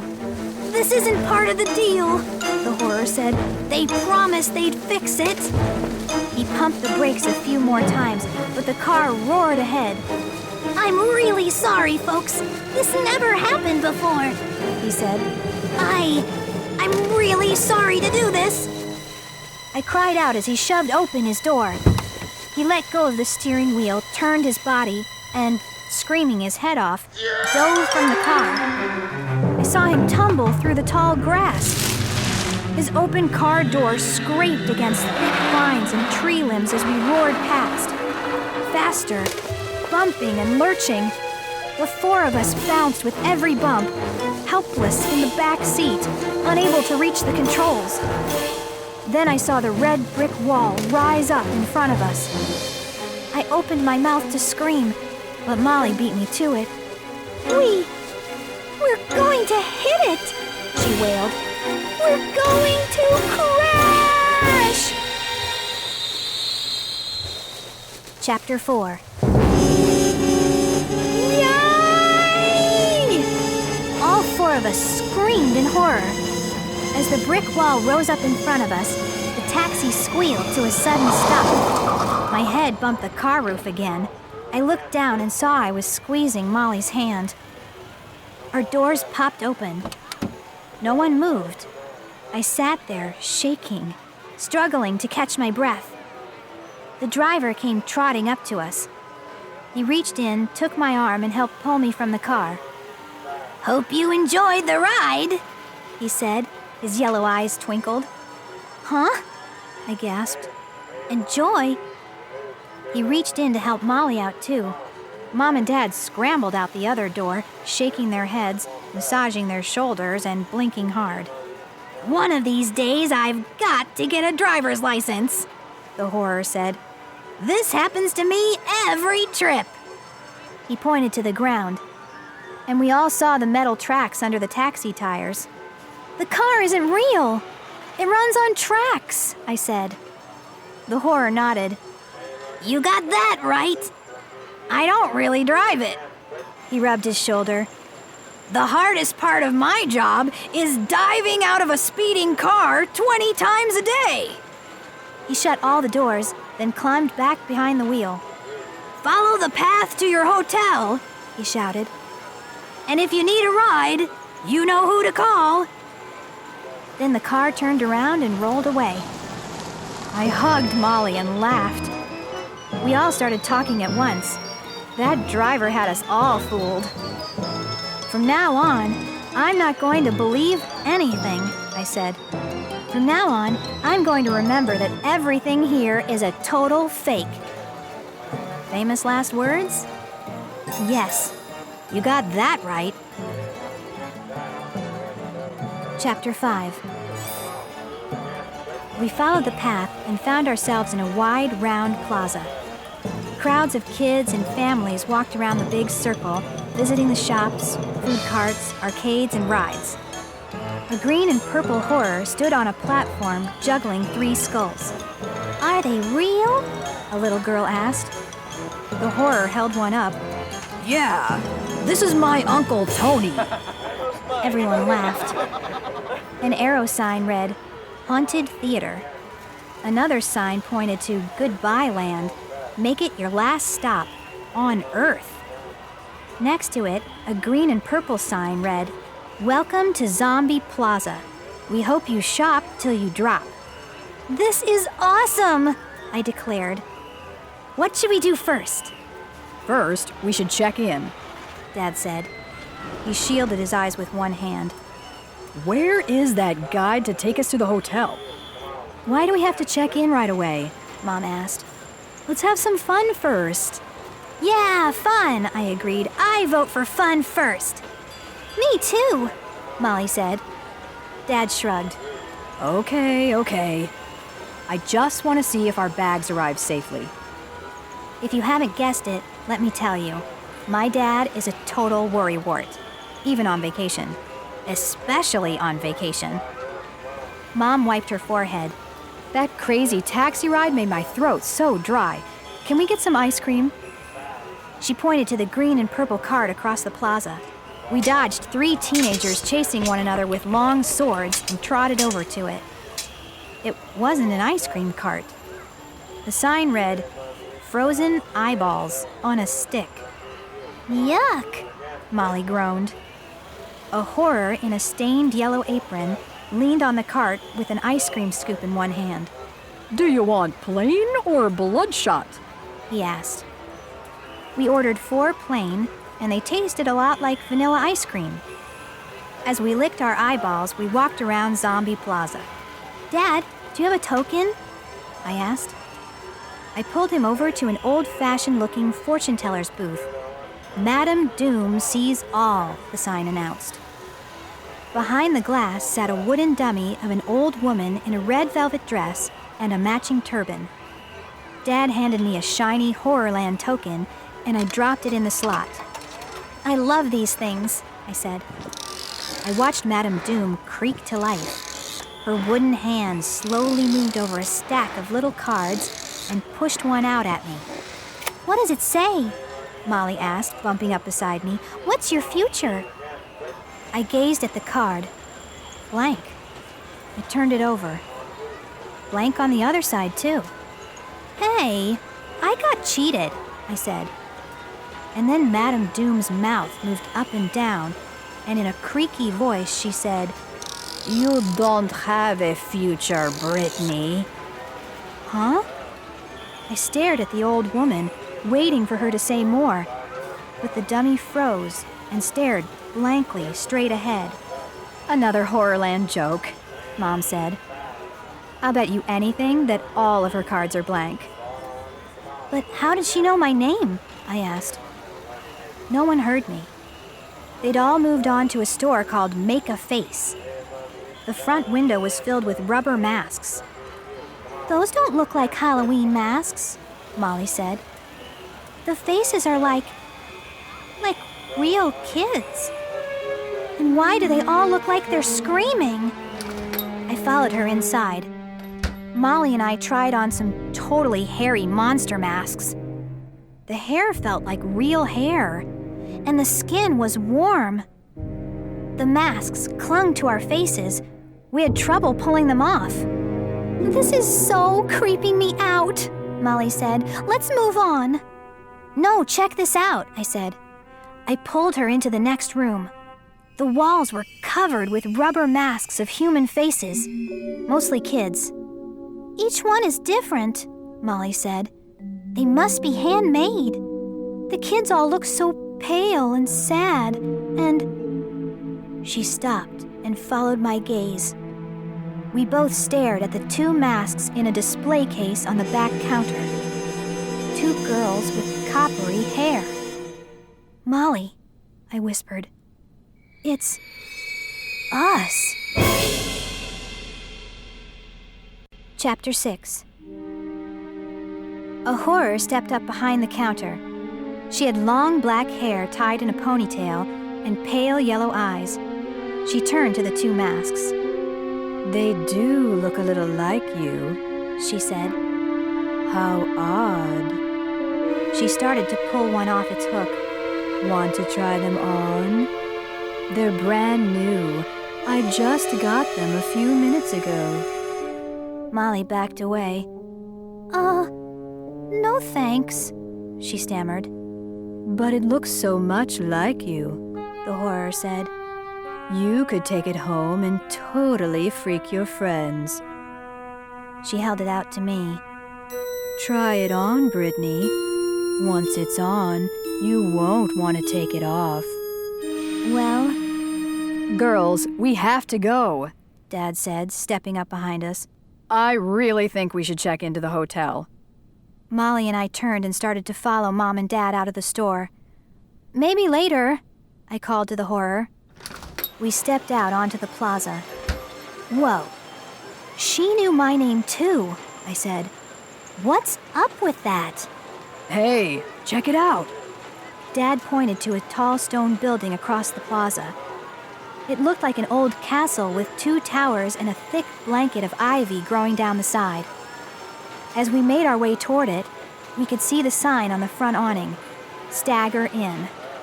Must be our hotel, Dad said. A horror came running up to us. His purple cape fluttered in the air as he ran. He kept straightening the horns on top of his head with one hand. Hi, I'm Sean Crosby, Dad said. We were looking for you. The horror glanced behind him. Quick, listen to me, he said in a hoarse whisper. He glanced back again. They might be watching me, he said breathlessly. Some of us don't like what's happening here. Some of us are trying to stop it. He grabbed my dad's shirt sleeve. Get out of the park, he cried. As fast as you can, get out of here. Chapter 7. The horror dropped Dad's arm. Then he tucked something into my hand and took off, running full speed across the plaza. The four of us watched him open-mouthed. Then we burst out laughing. He's a good actor, Molly said. For a second, I totally believed him. Guess they'll do anything to scare you here, Mom said. Look, he left me a note or something, I said.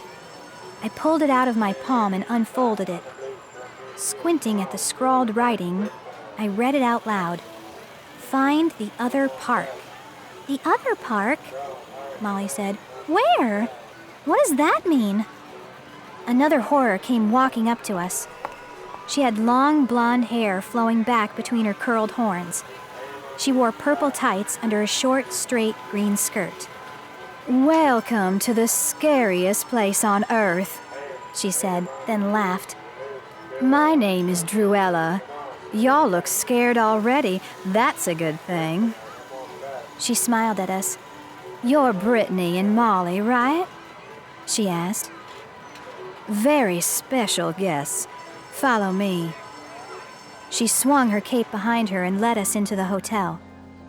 A horror at the front desk was filing his claws with a long nail file. He didn't look up as we passed. We walked through the front lobby. There were chairs and couches all around, and a skeleton sprawled in each one.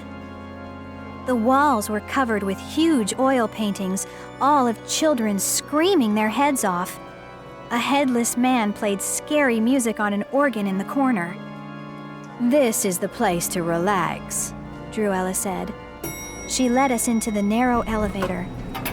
When the doors rattled shut, it was pitch black inside. The elevator groaned, then slowly began to move. She showed my parents to room 202 on the second floor. Are the girls next door? Mom asked. Druella shook her head. No, they're coming with me. Our special guests all stay on the 13th floor. Naturally. Back into the dark elevator. It creaked and groaned and seemed to take forever to climb to 13. Druella led us down a dark, winding hall to room 1313. She handed me a key card. You don't mind that this room is haunted, do you? She said. Molly and I laughed. Of course not, I said. Don't be scared, Druella whispered. The ghost only comes out in the day and in the night. She turned and started back down the hall. If you need anything, just scream, she called. I inserted the key card, and the heavy door creaked open. A blast of cold air greeted us. The air conditioner must have been turned on full blast. I fumbled in the darkness for the light switch and clicked on the lights. Wow! Check it out! It's totally awesome! Molly cried. Look at that enormous flat-screen TV! The room was almost as big as my house. We had a small kitchen and a dining room and a long couch in front of the immense TV and 2 twin beds with at least a dozen pillows each. I jumped onto a bed and bounced up and down. Soft, I said, sinking into the pillows. This has got to be the greatest room ever. I thought it would look like a dungeon or something, Molly said. But it isn't scary at all. And check this out, I said. I picked up a handful of green and purple wrapped candy bars from the bed table. They were called Shock-a-Lot bars. I tossed one to Molly. Free candy! We sat on the edge of the bed and devoured a couple of candy bars. Molly wiped chocolate off her chin with the back of her hand. Her smile faded. Our suitcases, she murmured. They're not here. I jumped up. Maybe in the closet.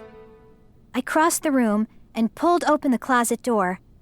Molly, I don't believe this, I exclaimed. The closet is twice as big as the one in my room back home, and it's filled with clothes. Molly hurried over. We began pawing through the racks of designer jeans and skirts and awesome t-shirts and tops. All in our sizes, Molly said. Weird. We tried on a few outfits. I laughed. I hope they really did burn my old clothes. This stuff is way cooler. Molly stopped suddenly and stared at me. You must really be a special guest, Brit. And you don't have a clue how you won all this? Not a clue, I said. I slipped into a red and yellow sundress. I spun around the room. Hey, no mirror. Huh? Molly had pulled on a pair of white shorts and a pale green t-shirt. She walked into the closet. No mirror in here either. Weird. All these fabulous clothes to try on, and not a single mirror in the room. Let's go show off our new outfits to my parents, I said. Okay, but we should hurry. We should get back out in the park before the sun goes down, Molly said. Maybe check out Werewolf Village. Caitlin said it was totally not to be believed. I was glad to see Molly finally getting into it. I locked the door and tucked the key card in my pocket. Then we walked down the long, winding hall to the elevator. The elevator doors scraped open. We stepped inside. The doors closed, leaving us in total darkness. The elevator creaked as it slowly started to go down. Molly grabbed my arm. Why can't they put a light in the elevator? I laughed. Hello, how scary would that be? The elevator bumped hard, then it stopped. The door didn't open. We waited in silence for a while, but it didn't start up again. I think we're stuck between floors, Molly whispered. Before I could say anything, the elevator bumped again and started to scrape its way down. Another joke, I muttered. They really do know how to scare us, don't they? The door slid open on the second floor. We stepped out into the dimly lit hallway and followed it to my parents' room, number 202. I raised my hand to knock, then stopped. That's weird, I said. The door was open a crack. My dad is a nut about always closing doors. I pushed it open and called out, Mom? Dad? No answer. Molly and I stepped into the room. Hey, Mom! Hey! My eyes darted around the room. Empty. I checked the bathroom. Mom? Dad? No sign that anyone had been here. I turned to Molly. Where are they? Chapter 8. This room is kind of small and dark, I said. They probably changed rooms. Molly chewed her bottom lip. But why didn't they call and tell us? I shrugged. Come on, we'll ask at the front desk. We took the stairs. We didn't want to get back in that elevator. A horror sat behind the desk. He was reading a paperback book called Die, Monster, Die. He looked up when Molly and I charged up to him. Have you seen my parents? I asked breathlessly. Mr. and Mrs. Crosby? They were in 202, but... He tapped on his keyboard and then squinted at the monitor. Crosby? Oh, right, he said. They checked out a few minutes ago. Huh? I cried. No way! That's impossible! I leaned over the counter trying to read the screen. Please, check again. I definitely checked them out. the horror said. They said they couldn't wait to get home. He squinted at the monitor. Crosby, right? I nodded. Yeah, Crosby. They're gone, He said. they split. My mouth dropped open. But they wouldn't leave without us. That's crazy. The horror shrugged. Go figure. I heard footsteps on the marble floor. A family came hurrying up to the front desk. 2 smiling parents and a little boy with chocolate smeared on his face. We're the Hopper family. The father told the horror. Is this where we check in? The horror tapped some keys on his keyboard. He frowned.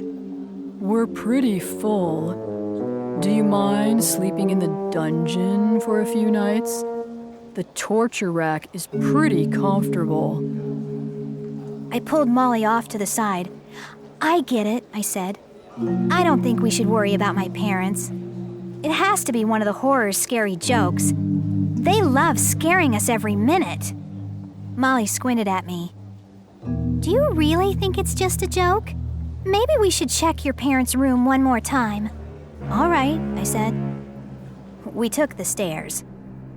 The door to room 202 was half open. I guess we left it that way. I pushed it open all the way and we stepped inside. I kind of expected Mom and Dad to be there this time, but the room was still empty. I started to look around.